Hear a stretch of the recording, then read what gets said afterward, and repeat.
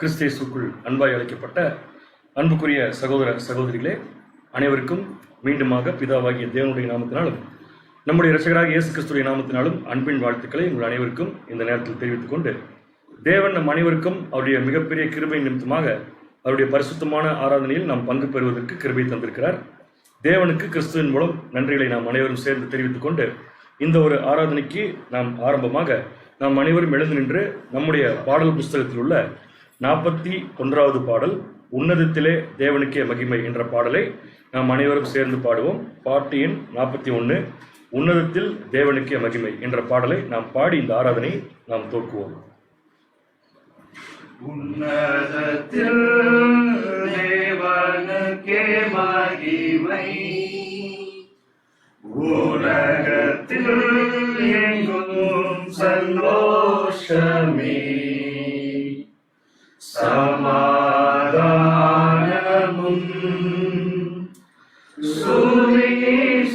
சுவிசேஷமும் ரட்சிப்பு என்னும் நல்ல செய்தியும் சமாதானமும் சுவிசேஷமும் ரட்சிப்பு என்னும் நல்ல செய்தியும் உந்தனின் தேவன் மகிமையோடு ஆடுகின்றாரே, என்னாலும் களி கூர்ந்து நித்திய வாழ்வு பெற்றிட என்று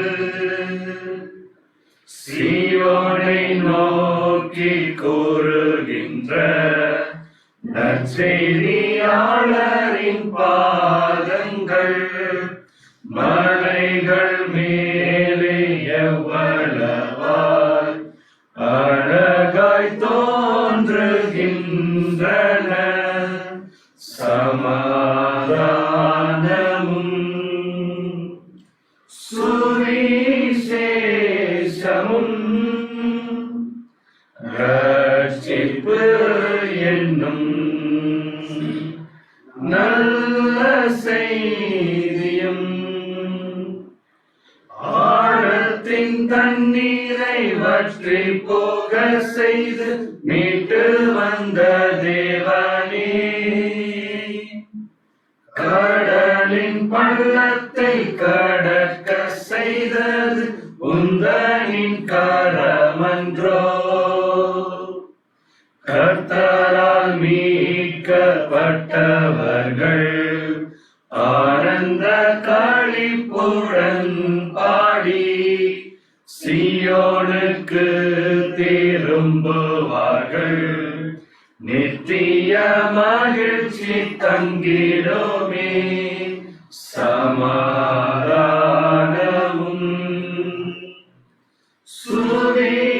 சுவிசேஷமும் ரட்சிப்பு என்னும் நல்ல செய்தியும் மனிதர் மத்தியில் தேவன் இருப்பிடம் உண்டாகும் நாளினிலே, அவரே அவர்கள் தேவனாய் விளங்க மகிழ்ச்சி நிலவுமே, கண்ணீர் யாவையும் தேவன் துடைப்பார், துக்கமலருதல் மாற்றிடுவார், மரணம் முற்றிலும் நீக்கிடுவார், யாவையும் புதிமையாக்கிடுவார், சமாதானமும்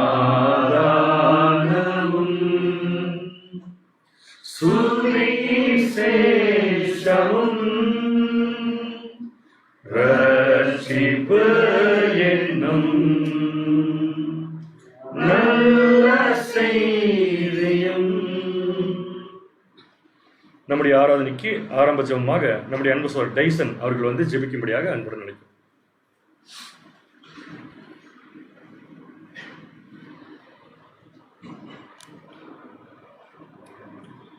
ஜெபம் செய்வோம்.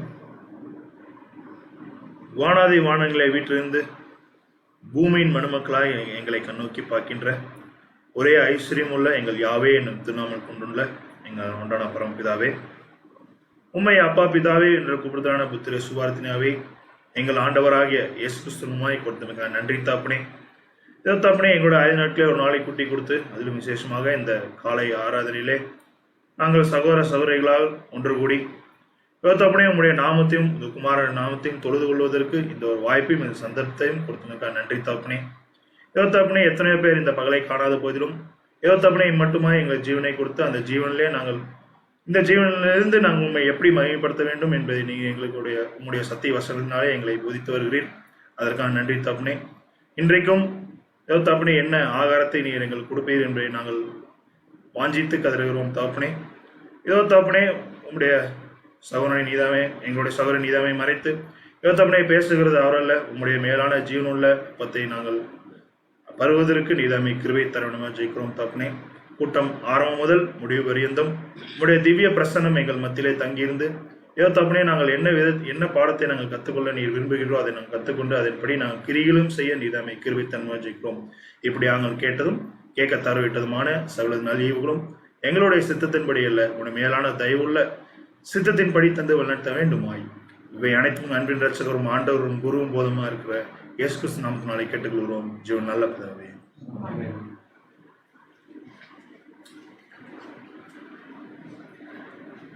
விசுவாச பிரமாணம் நம்முடைய அன்பு சோர் பால்பாண்டியன் பேர் அவர்கள் வந்து லீட் பண்ணுவாங்க. அவர் வாசிக்கும் போது நம்ம எல்லாருமே தொடர்ந்து விசுவாச பிரமாணத்தை அப்படியே நம்ம சொல்லலாம்.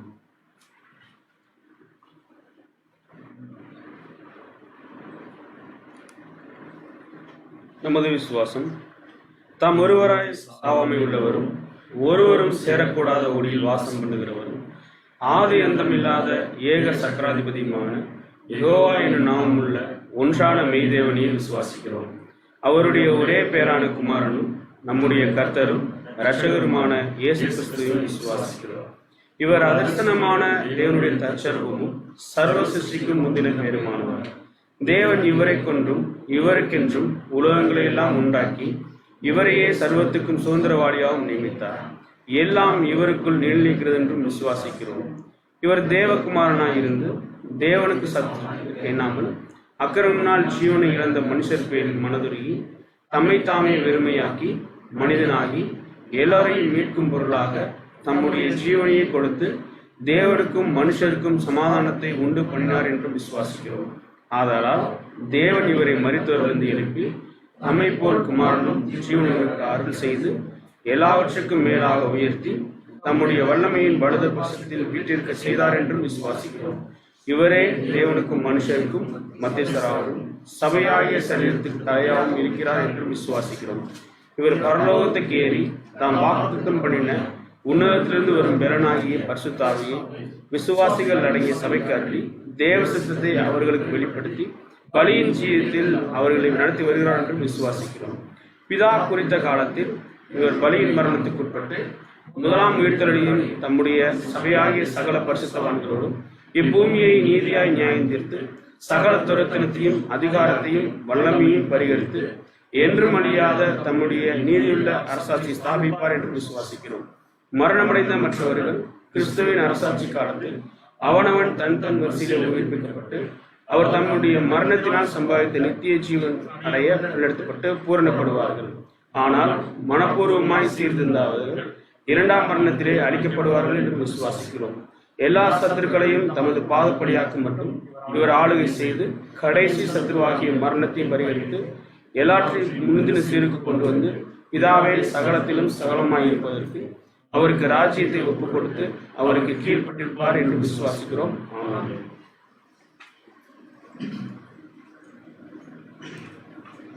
சகோதர சகோதரிகள் அனைவரும் அமரவும். இன்றைய நாளுக்கு உண்டான காலை தீர்மானம் பரலோக மன்னா, இந்த 2 காரியங்களையும் நம்முடைய அன்பு சகோதரர் ஜோஷுவா அவர்கள் வந்து வாசிக்கும்படியாக அனைவர் சார்பாக அன்புடன் அழைக்கிறோம்.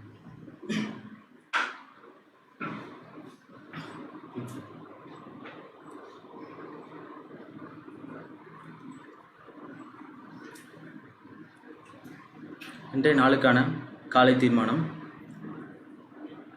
நான் மனுஷர் பாஷைகளையும் தூதர் பாஷைகளையும் பேசினாலும் அன்பு எனக்கு இராவிட்டால் சத்தமிடுகிற வெண்கலம் போலவும் ஓசையிடுகிற கைத்தாளம் போலவும் இருப்பேன்.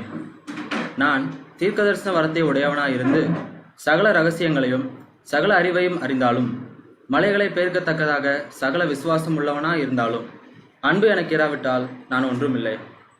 எனக்கு உண்டான யாவற்றையும் நான் அன்னதானம் பண்ணினாலும் என் சரீரத்தை சுட்டரிக்கப்படுவதற்கு கொடுத்தாலும் அன்பு எனக்கு இராவிட்டால் எனக்கு பிரயோஜனம் ஒன்றுமில்லை. அன்பு நீடிய சாந்தமும் தயவும் உள்ளது. அன்புக்கு பொறாமை இல்லை. அன்பு தன்னை புகழாது, இருமாப்பாயிராது, அயோக்கியமானதை செய்யாது, தற்பொழிவை நாடாது, சினமடையாது, தீங்கு நினையாது, அநியாயத்தில் சந்தோஷப்படாமல் சத்தியத்தில் சந்தோஷப்படும், சகலத்தையும் தாங்கும், சகலத்தையும் விசுவாசிக்கும், சகலத்தையும் நம்பும், சகலத்தையும் சகிக்கும். அன்பு ஒரு காலம் ஒழியாது. தீர்க்க தரிசனங்கள் ஆனாலும் ஒழிந்து போம், அந்நிய பாஷைகள் ஆனாலும் ஓய்ந்து போம், அறிவானாலும் ஒழிந்து போம். நம்முடைய அறிவு குறைவுள்ளது, நாம் தீர்க்க தரிசனம் சொல்லுதலும் குறைவுள்ளது. நிறைவானது வரும்போது குறைவானது ஒழிந்து போம். நான் குழந்தையாய் இருந்தபோது குழந்தையைப் போல பேசினேன், குழந்தையைப் போல சிந்தித்தேன், குழந்தையைப் போல யோசித்தேன். நான் புருஷனான போதோ குழந்தைகளுக்கு ஏற்ற வழிகளை ஒழித்து விட்டேன். இப்பொழுது கண்ணாடியிலே நிழலாட்டமாய் பார்க்கிறோம், அப்பொழுது முகமுகமாய் பார்ப்போம். இப்பொழுது நான் குறைந்த அறிவுள்ளவன், அப்பொழுது நான் அறியப்பட்டிருக்கிறபடியே அறிந்து கொள்வேன். இப்பொழுது விசுவாசம், நம்பிக்கை, அன்பு இம்மூன்றும் நிலைத்திருக்கிறது. இவைகளில் அன்பே பெரியது. இன்றைய நாளுக்கான பரலோகம் அண்ணா ஆசையை கேட்போம். ஜூன் 14ஆம் தேதி 1 பேதுரு 5ஆம் அதிகாரம் 5ஆம் வசனம். பெருமை உள்ளவர்களுக்கு தேவன் எதிர்த்து நிற்கிறார், தாழ்மை உள்ளவர்களுக்கோ கிருபை அளிக்கிறார். இதனுடைய விளக்கம்: அன்பானவர்களே, சகலத்திற்கும் மேலாக நாம் மனத்தாழ்மையை காத்துக்கொள்வது அவசியமானது. நம்முடைய பார்வையில் நாம் ஒன்றுமில்லாதவன் என்ற எண்ணம் தோன்ற வேண்டும். அப்பொழுதுதான் தேவன் நம்மை கிருபையாய் நடத்துவார். நம் விசுவாசம் பரீட்சிக்கப்படும் போது அவர் நம்மை விட்டு விடுகிறார். அவருடைய ராஜ்ய சேவையில் இன்று சற்று உயர்த்தப்பட்டு உற்சாகப்படுத்தப்பட்டால் மனமேட்டிமை அடையாமல் தாழ்மையுடனும் பணிவுடனும் நான் ஒன்றுமில்லாதவன் என்றும் தேவனே என்னை நடத்துகிறார் என்றும் உணர வேண்டும். அதோடு நாம் சீர் பொருந்தினவர்களாக நடக்க, பின்னர் நமக்கு ஏற்படும் நிந்தைகளை பொறுமையுடன் சகிக்கவும் தயாராக இருக்க வேண்டும். முன்னே உயர்த்தப்பட்டு பின்னர் நிந்தை வரும்போது பொறுமையை இழந்து போவாயானால் நீ ஆவிக்குரியபடி இன்னும் பூரணப்படவில்லை என்பதை உணர்ந்து கொள். கிறிஸ்துவுக்குள் அன்பாய் அழைக்கப்பட்ட சகோதர சகோதரிகளே, இன்றைய நாள் கூட நம்முடைய ஆவிக்குரிய ஜீவிக்க பிரயோஜனமாக மன்னாவை நமக்கு தேவன் தந்திருக்கிறார்.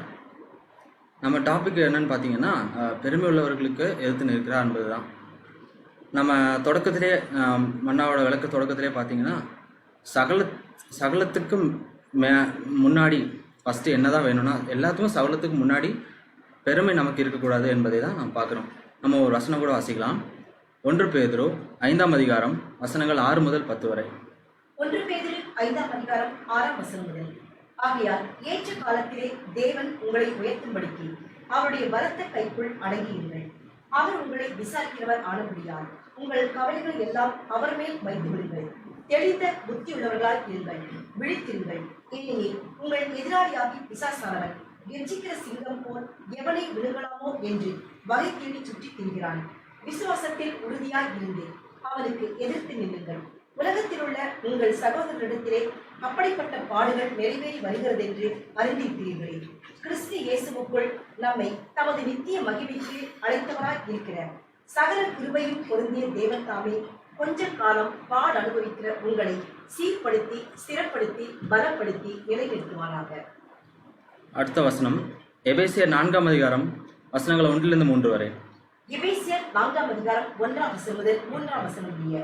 ஆதலால் கர்த்தர் நிமித்தம் கட்டுண்டவனாகி நான் உங்களுக்கு சொல்லுகிற புத்தி என்னவெனில், நீங்கள் அழைக்கப்பட்ட அழைப்புக்கு பாத்திரவான்களாய் நடந்து மிகுந்த மனத்தாழ்மையும் சாந்தமும் நீடிய பொறுமையும் உடையவர்களாய் அன்பினால் ஒருவரை ஒருவர் தாங்கி சமாதான கட்டினால் ஆவியின் பொறுமையை காத்துக் கொள்வதற்கு ஜாக்கிரதையாய் இருங்கள்.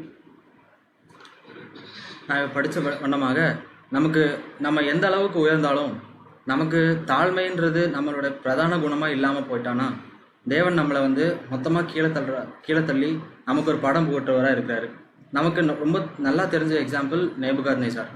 அவர் தேவனுடைய ஊழியக்காரனாக இருந்தும் அவர் மேலே போயிட்டு நான் கட்டினது அல்லவா அப்படின்னு சொன்ன உடனே தேவன் அவருக்கு ஒரு பனிஷ்மெண்ட் கொடுத்துட்டாரு.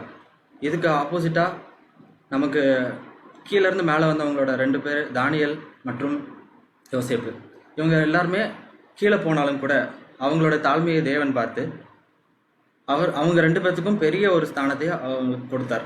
நம்ம எந்த அளவுக்கு உயர்ந்தாலும் தாழ்மையை நம்ம ரொம்ப ரொம்ப கற்று வச்சுக்கிறது ரொம்ப ரொம்ப முக்கியமானது. இன்னொரு வசனம் கூட நம்ம வாசிக்கலாம். மீகா 6ஆம் அதிகாரம் 8ஆம் வசனம். மீகா 6ஆம் அதிகாரம் 8ஆம் வசனம். மனுஷனே, நன்மை என்னதென்று அவர் உனக்கு அறிவித்திருக்கிறார். நியாயம் செய்து இரக்கத்தை சிநேகித்து உன் தேவனுக்கு முன்பாக மனத்தாழ்மையால் நடப்பதை அல்லாமல் வேறே எண்ணத்தை கர்த்தர் உன்னிடத்தில் கேட்கிறார். தேவன் எதிர்பார்க்கறது ஒண்ணே தாங்க. வேற என்னத்தை எதிர்பார்க்கிறான்னு கேட்டார். மனத்தாழ்மையோடு நம்ம எப்பொழுதும் இருக்கணும். அதுதான் அவருக்கு பிடிச்சமான குணம். இல்லைன்னா நம்ம மனத்தாழ்மை இல்லாமல் நடந்துக்கிட்டோம்னா கெச்சிக்கிற சிங்கம் போல இருக்கிற சாத்தான் நம்மளே எப்பொழுதும் விழுங்க ரொம்ப தயாராக இருப்பான். இப்படியாக இந்த மன்னா மூலமாக நாம் எப்பொழுதும் மனத்தாழ்மையாக இருந்து நம்ம தேவனுக்கு பிரியமாக சென்று சேர தேவன் தாமே நம்மளை ஆசீர்வதிப்பார்கள். ஆமென்.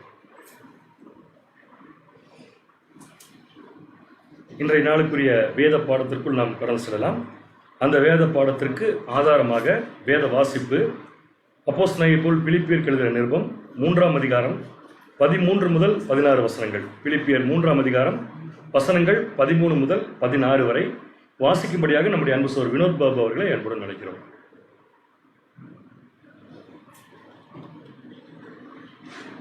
இன்றைய நாளுக்குரிய வேத வாசிப்பு பிலிப்பியர் 3ஆம் அதிகாரம் வசனம் 13 முதல் 16 வரை. சகோதரரே, அதை பிடித்து கொண்டேன் என்று நான் எண்ணுகிறதில்லை. ஒன்று செய்கிறேன், பின்னானவைகளை மறந்து முன்னானவைகளை நாடி கிறிஸ்து இயேசுவுக்குள் தேவன் அழைத்த பரம அழைப்பின் பந்தய பொருளுக்காக லக்கை நோக்கி தொடர்கிறேன்.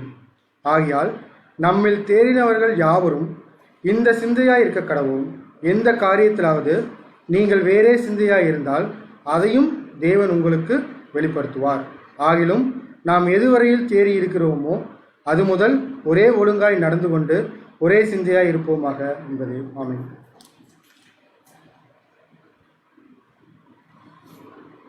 அப்போஸ்தலனாகிய பவுல் எழுதிய இந்த பிலிப்பியர் நிருபத்தில் வாசித்த வசனங்களை ஆதாரமாக கொண்டு இன்றைய நாளிலும் கூட சாவுக்கேதுவான முடிவுகள் என்ற தலைப்பின் கீழ் நம்முடைய அன்பு சகோதரர் நித்தின் அவர்கள் தூது கொடுப்பார். அவரை அனைவர் சார்பாகவும் அன்புடன் அழைக்கிறோம்.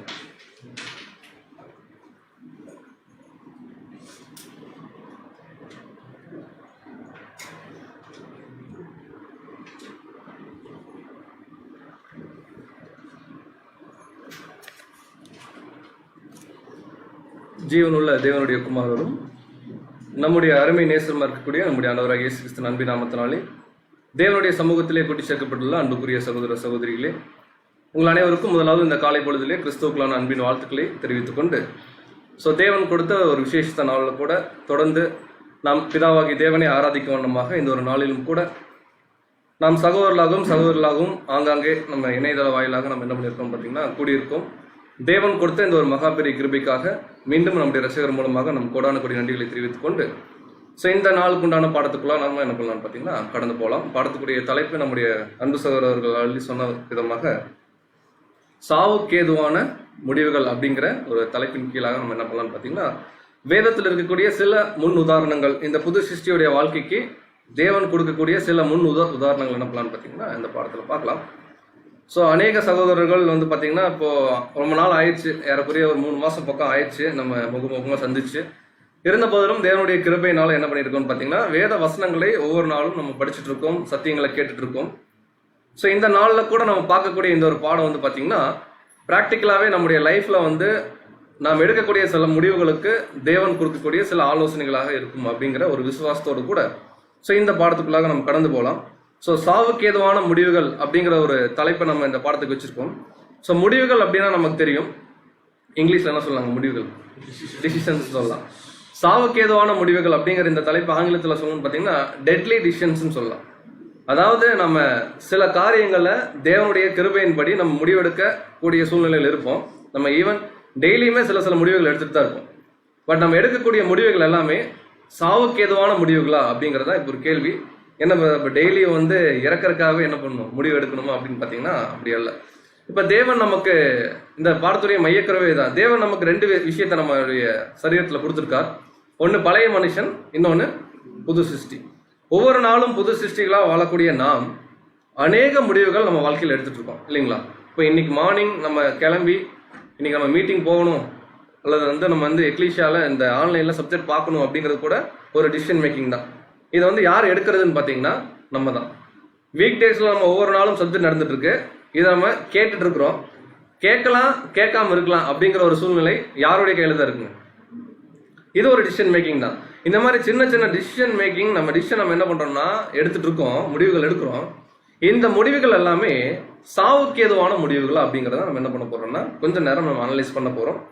ஸோ சாவுக்கு ஏதுவான முடிவுகள்னா எதுக்கு, அடுத்த கொஸ்டின் எது சாகணும் அப்படின்னு பார்த்தீங்கன்னா பழைய மனுஷன் முழுக்க சாகணும், புது சிருஷ்டி என்னன்னு பார்த்தீங்கன்னா வளரணும். அப்ப இன்னைக்கு ஒரு முடிவு எடுக்கிறோம், ஏதோ ஒரு சின்ன விஷயத்துக்கு ஒரு டிசிஷன் நம்ம எடுக்கிறோம் அப்படின்னா கட்டாயமாக அது எதுக்கு பெனிஃபிட்டா இருக்கும் அப்படின்னு பார்த்தீங்கன்னா நம்ம எடுக்கக்கூடிய சின்ன சின்ன முடிவுகள் கூட புது சிருஷ்டி வளருவதற்கு எதுவான ஒரு பெனிஃபிட்டா இருக்கணுமே தவிர நம்முடைய சுய விருப்பங்களோ நம்முடைய பழைய மாம்சம் நல்லா குரோத் ஆகிறதுக்காக நாம் முடிவு எடுக்கக்கூடாது. உதாரணமா ஏதோ ஒரு எக்ஸாம்பிள் நம்ம சொல்லணும் அப்படின்னு பார்த்தீங்கன்னா இப்போ ஆன்லைன்ல கிளாஸ் நடந்துட்டு இருக்கு இல்லைங்களா, ரெகுலராக நடந்துட்டு இருக்கு. எவ்ரிடே நம்ம 7:15 ஈவினிங் கிளாஸஸ் போயிட்டு இருக்கு. எல்லாருமே ஈவினிங் கிளாஸ் நம்ம கவனிக்கிறோமா? இல்லை, எல்லாருமே எல்லாரையும் சேர்த்து தான் சொல்றேன், தவறு எடுத்துக்கணும். சில சூழ்நிலைகள் என்ன ஆகுதுன்னு பார்த்தீங்கன்னா நம்மளுடைய டிசிஷன் எப்படி இருக்குன்னு பார்த்தீங்கன்னா இன்னைக்கு கவனிக்கலாம், இன்னைக்கு கவனிக்க வேணாம், இந்த மாதிரி சில தடுமாற்றங்கள் வரும்போது இதை யார் தான் முடிவு. உதாரணத்துக்கு நான் ஒரு நாள் ஒரு கிளாஸ் நான் ஸ்கிப் பண்ணிட்டேன்னு வச்சுக்கோங்களேன், இது யாருடைய முடிவுன்னு பார்த்தீங்கன்னா என்னுடைய முடிவு. இந்த முடிவு புது சிருஷ்டிய சாவுக்கு ஏதுவான முடிவுகளை கொண்டு போதா, பழைய மனுஷனை கொண்டு போகுதா?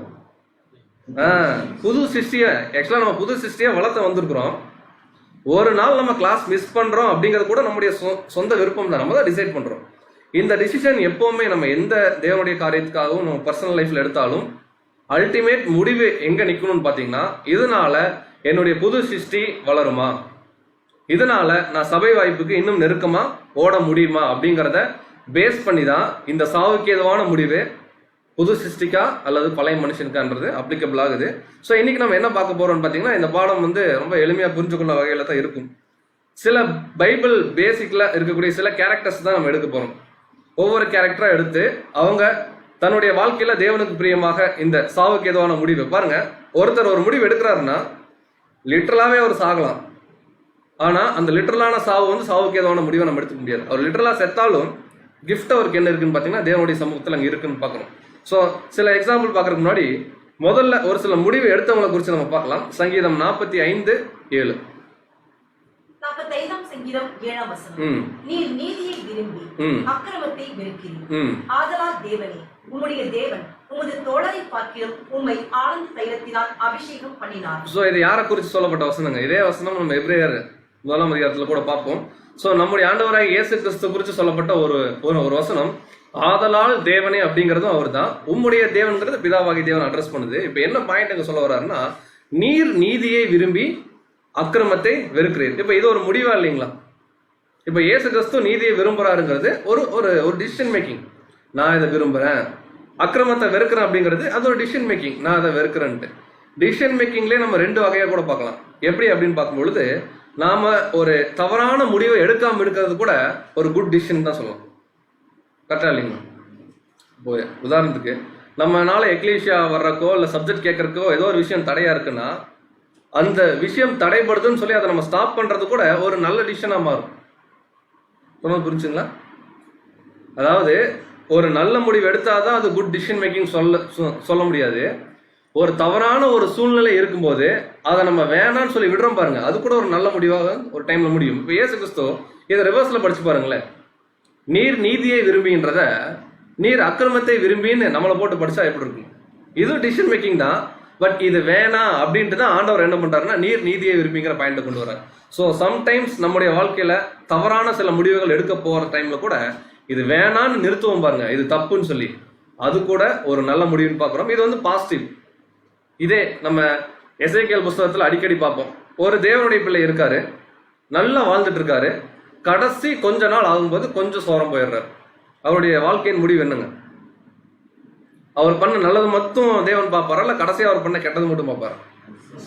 கடைசியா ஒரு லைஃப்ல என்ன நடக்குதோ அதான் பார்ப்பாரு. இது ஏன் நம்ம பார்க்குறோம்னு பார்த்தீங்கன்னா, இப்போ எவ்வளவு நாட்களாக தேவனுடைய திட்டத்துக்காக ஓடிட்டோம்.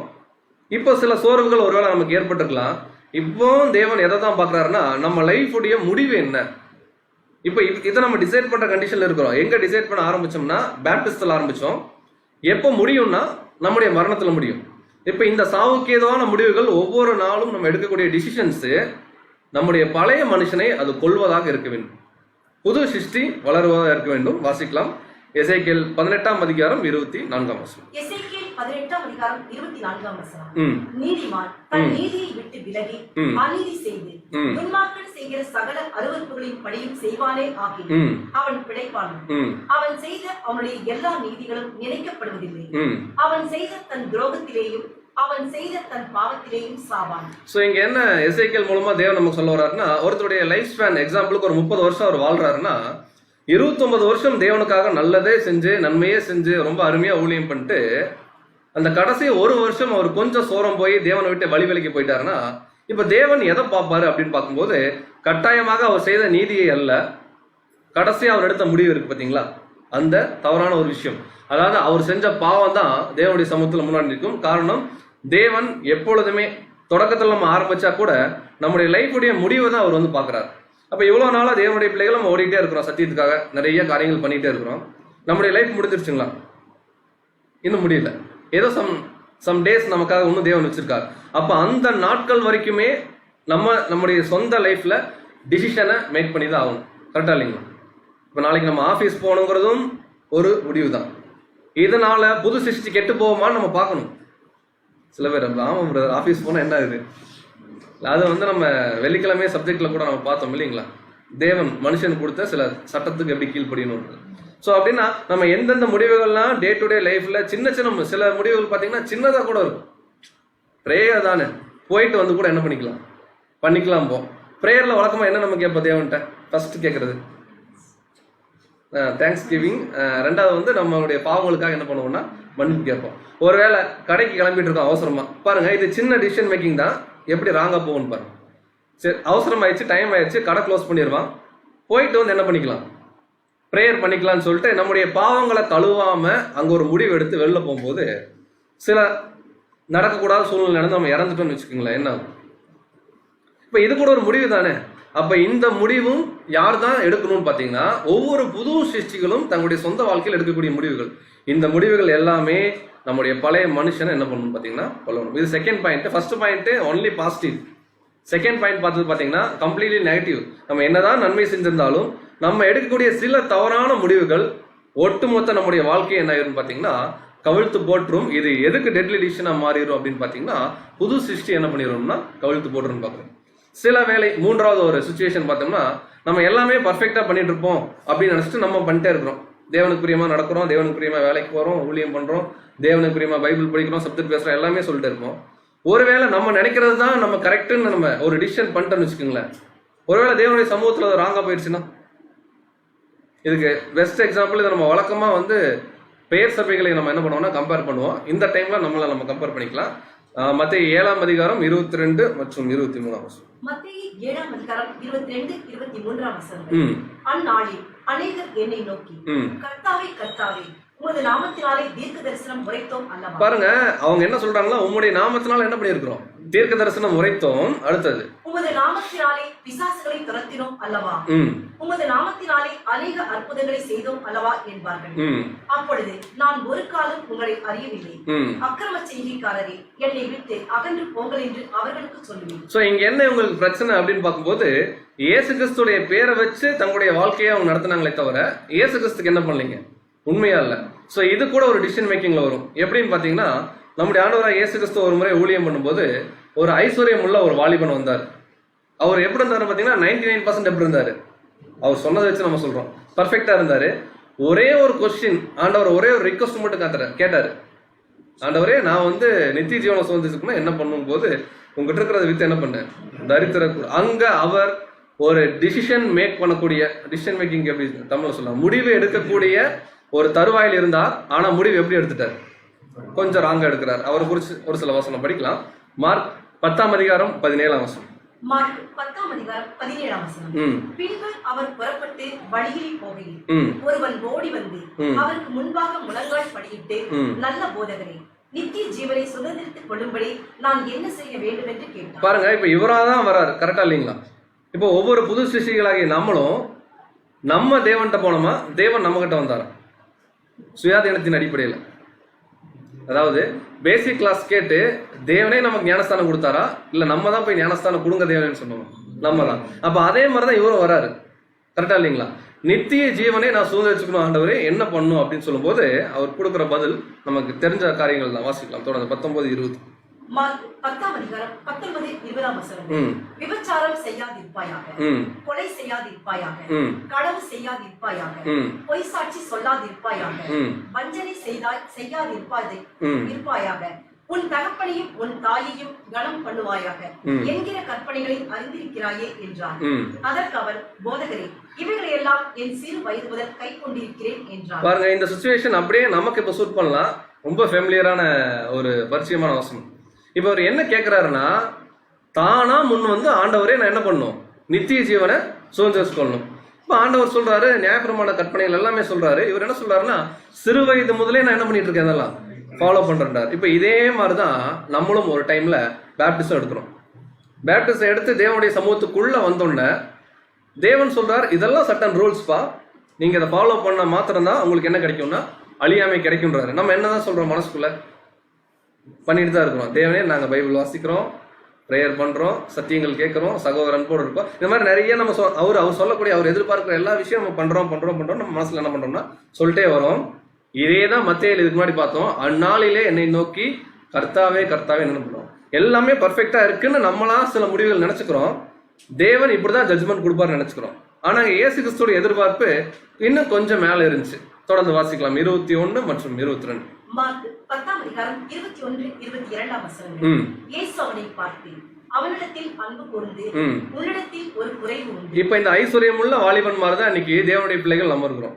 நம்ம எல்லாருக்கிட்டையும் ஏதோ ஒரு சிறு குறைதான் இருக்கும், கரெக்டா இல்லைங்களா? ரொம்ப சின்னதுன்றது ரொம்ப ரொம்ப சின்ன குறைன்னு வச்சுக்கோங்களேன். சின்ன குறைதான் இருக்கும். எல்லாருக்கும் சின்ன சின்ன பலவீனம், ஒவ்வொரு சகோதரனுக்கு ஒரு மாதிரி இருக்கும், ஒரு சகோதரிக்கு ஒரு மாதிரி இருக்கும். ஆனா இந்த பலவீனம் தான் நம்மளை எங்க கொண்டு போகாம இப்ப நிறுத்திட்டு இருக்குன்னு பாத்தீங்கன்னா சர்ச் கிளாஸ் மாறோடம். அவர் சொல்றாரு, அவனிடத்தில் அன்பு கூர்ந்து உன்னிடத்தில். இயேசு கிறிஸ்து அந்த மனுஷனை வந்து ரொம்ப நேசிக்கிற மாதிரி சொல்றாரு. உன்னிடத்தில் ஒரே ஒரு சின்ன குறை இருக்கு. இப்ப நம்ம கிட்ட அன்பு கூர்ந்து சொல்ற மாதிரி வாசிங்க. நீ போய் உனக்கு உண்டானவைகளை எல்லாம் விற்று தரித்திரருக்கு கொடு, அப்பொழுது பரலோகத்திலே உனக்கு பொக்கிஷம் உண்டாயிருக்கும். பின்பு சிலுவையை எடுத்துக்கொண்டு என்னை பின்பற்றி வா என்றார். அவன் மிகுந்த ஆஸ்தி உள்ளவனாய் இருந்தபடியால் இந்த வார்த்தையை கேட்டு மனம் அடிந்து துக்கத்தோடு போய்விட்டான். பாருங்க, எல்லா கற்பனைகளும் கை கொண்ட ஒரு மனுஷன் ஒரு சின்ன, ஒருவேளை இந்த ஐஸ்வர்யம் உள்ள வாலிபன் இடத்துல நம்ம இருந்தோம்னு வச்சுக்கோங்களேன், எனக்கு என்ன தோணுதுன்னா நம்ம ஈஸியா அந்த முடிவு எடுத்துருவோம்னு தோணுது.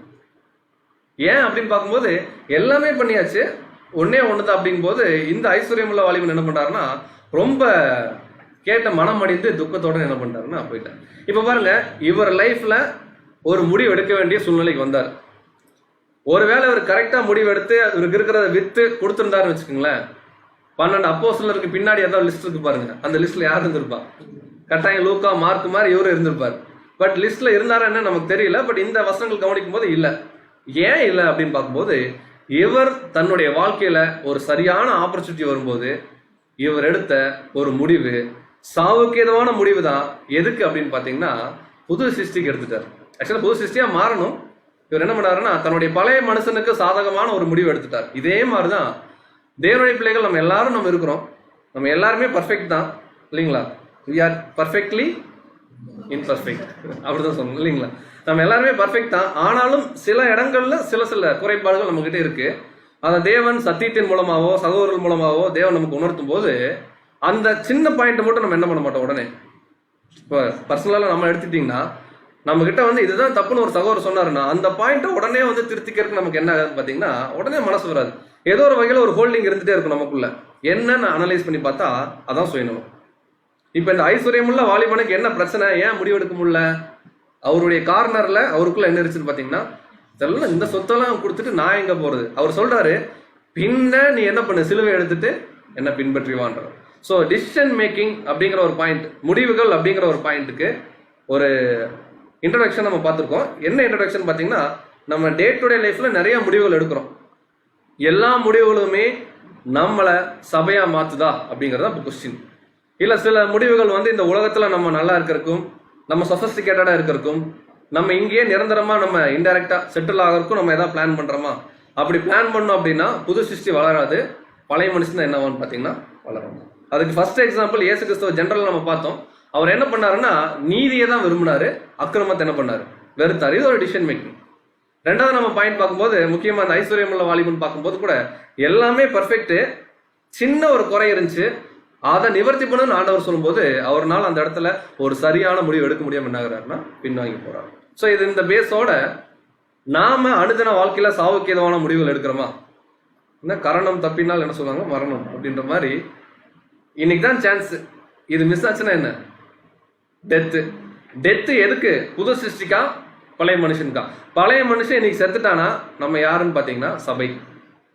ஒருவேளை புது சிருஷ்டியை நம்ம அழிவுக்குள்ள கொண்டு போறோம் அப்படின்னா கட்டாயமாக நம்ம திரும்பி தேவனுடைய திட்டத்தில் வருவோமான்னு நமக்கு தெரியாது. இப்போ நம்ம என்ன பண்ணலாம், பைபிளுக்குள்ளே போகலாம். இந்த பாடத்தை இன்னும் எளிமையாக நம்ம புரிஞ்சுக்கிறதுக்கு ஒரு தியரி மாதிரி இருக்கிறதுனால கொஞ்சம் ப்ராக்டிக்கலாக போகலாம். பைபிளில் நிறைய தேவனுடைய பரிசுத்தவான்களாகட்டும் நீதிமான்களாகட்டும் அநேக இடங்களில் நல்ல நல்ல முடிவுகளை அவங்க எடுத்திருக்கிறாங்க. பட் இந்த முடிவுகள் எல்லாமே தங்களுடைய மாம்சத்துக்கு எதுவாக அவங்க எடுத்தாங்களா அப்படின்னு பார்த்தீங்கன்னா இல்லை. அவங்க எடுத்த எல்லா முடிவுகளும் வந்து பார்த்தீங்கன்னா அவங்களுடைய ஆவிக்குரிய வாழ்க்கைக்கு உகந்ததாக தான் அவங்க எடுத்தாங்களே தவிர மாம்சத்துக்கு அவங்க எடுக்கல. ஸோ ஃபர்ஸ்ட் இந்த ஃபேஸ்ல இந்த சப்ஜெக்ட்ல என்ன பார்க்கலாம்னா ஒரு 6 எக்ஸாம்பிள் கேரக்டர்ஸ் பார்க்கலாம். அந்த 6 எக்ஸாம்பிள் கேரக்டர்ஸை பார்த்துட்டு அதுக்கப்புறம் சில எக்ஸாம்பிளை வச்சு பாடத்தை என்ன பண்ணலாம்னு பார்த்தீங்கன்னா கண்ட்ரோல் பண்ணலாம். ஸோ முதல் கேரக்டர் நம்ம இந்த சாவுக்கு ஏதுவான முடிவு கொஞ்சம் மிஸ் ஆனா வரணும். யார் அப்படின்னு பார்த்தீங்கன்னா தாவீது. ஸோ தாவீதுடைய சூழ்நிலை நமக்கு ரொம்ப பரிச்சயமான ஒரு விஷயம்.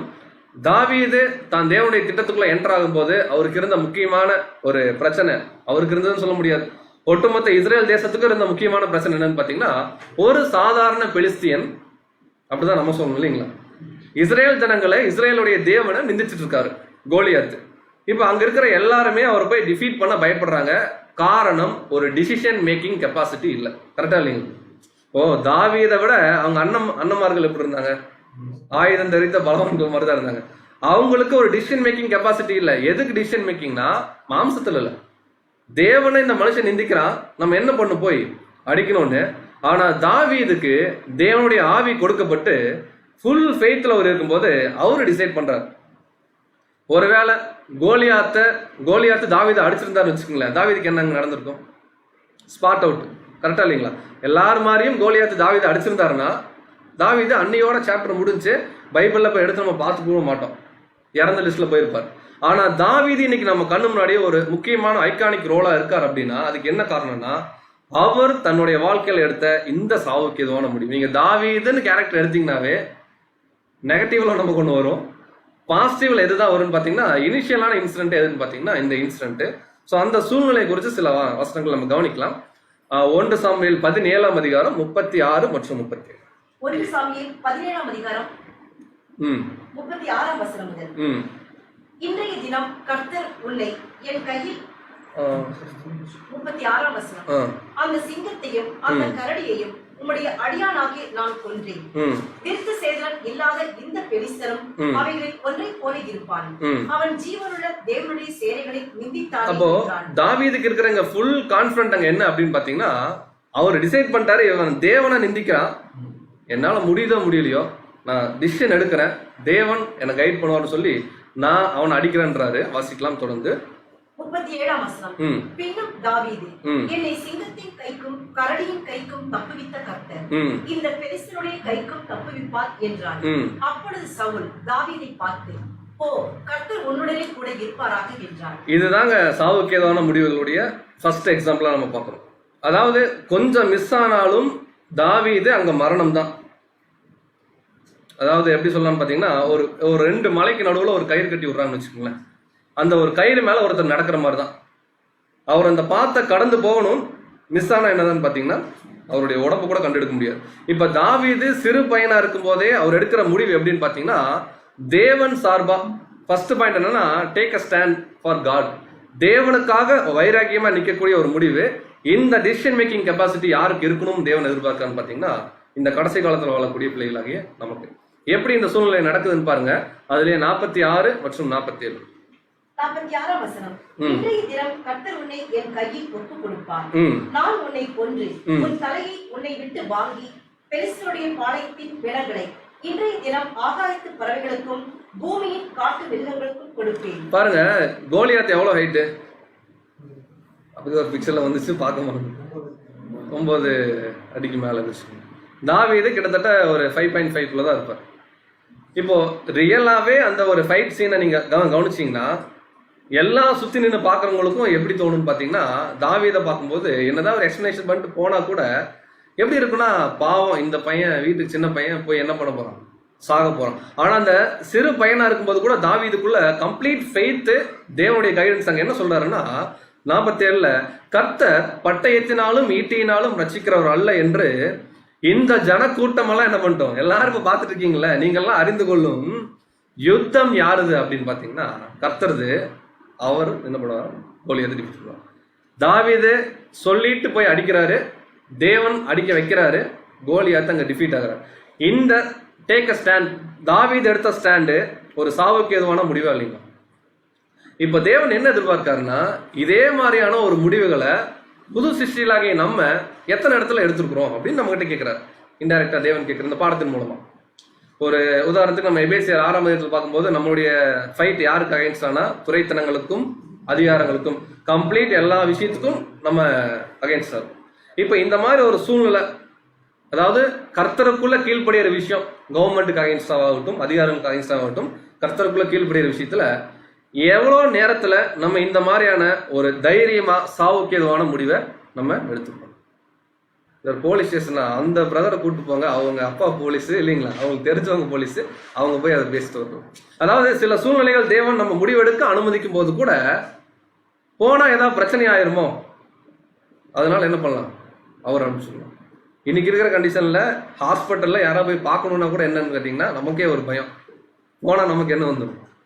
அப்போ நம்ம என்ன பண்றது இல்லைன்னா, தேவனுக்காகவும் நம்முடைய சகோதரர்களுக்காகவும் ஒரு ஸ்டாண்ட், அவங்களுக்கு ஒரு தோல் கொடுக்கணுமோ இல்லை நிக்கணும் அப்படின்னு நினைக்கும் போது அங்க நம்முடைய மாம்சம் என்ன ஆகுதுன்னு பாத்தீங்கன்னா கொஞ்சம் வெளில வருது. இப்ப தேவன் சொல்றார், சாவுக்கு எதுவோ முடிவெடுங்க, போறது நல்ல காரியத்துக்காக, செத்தா என்ன ஆயிரும், செத்தா சபையாயிருவோம். இப்ப தாவீது இங்க ஃபுல் கான்பிடன்ட்ல பேசுறாரு, தேவன் அடிக்கிறாரு, ஒருவேளை தேவனுடைய சித்தம் இல்ல நான் செத்துட்டேன்னா கூட தேவனுக்காக நான் அந்த இடத்துல நின்னேன் அப்படிங்கிற ஒரு வைராக்கியம் போதுன்ட்டு அவர் போனார்.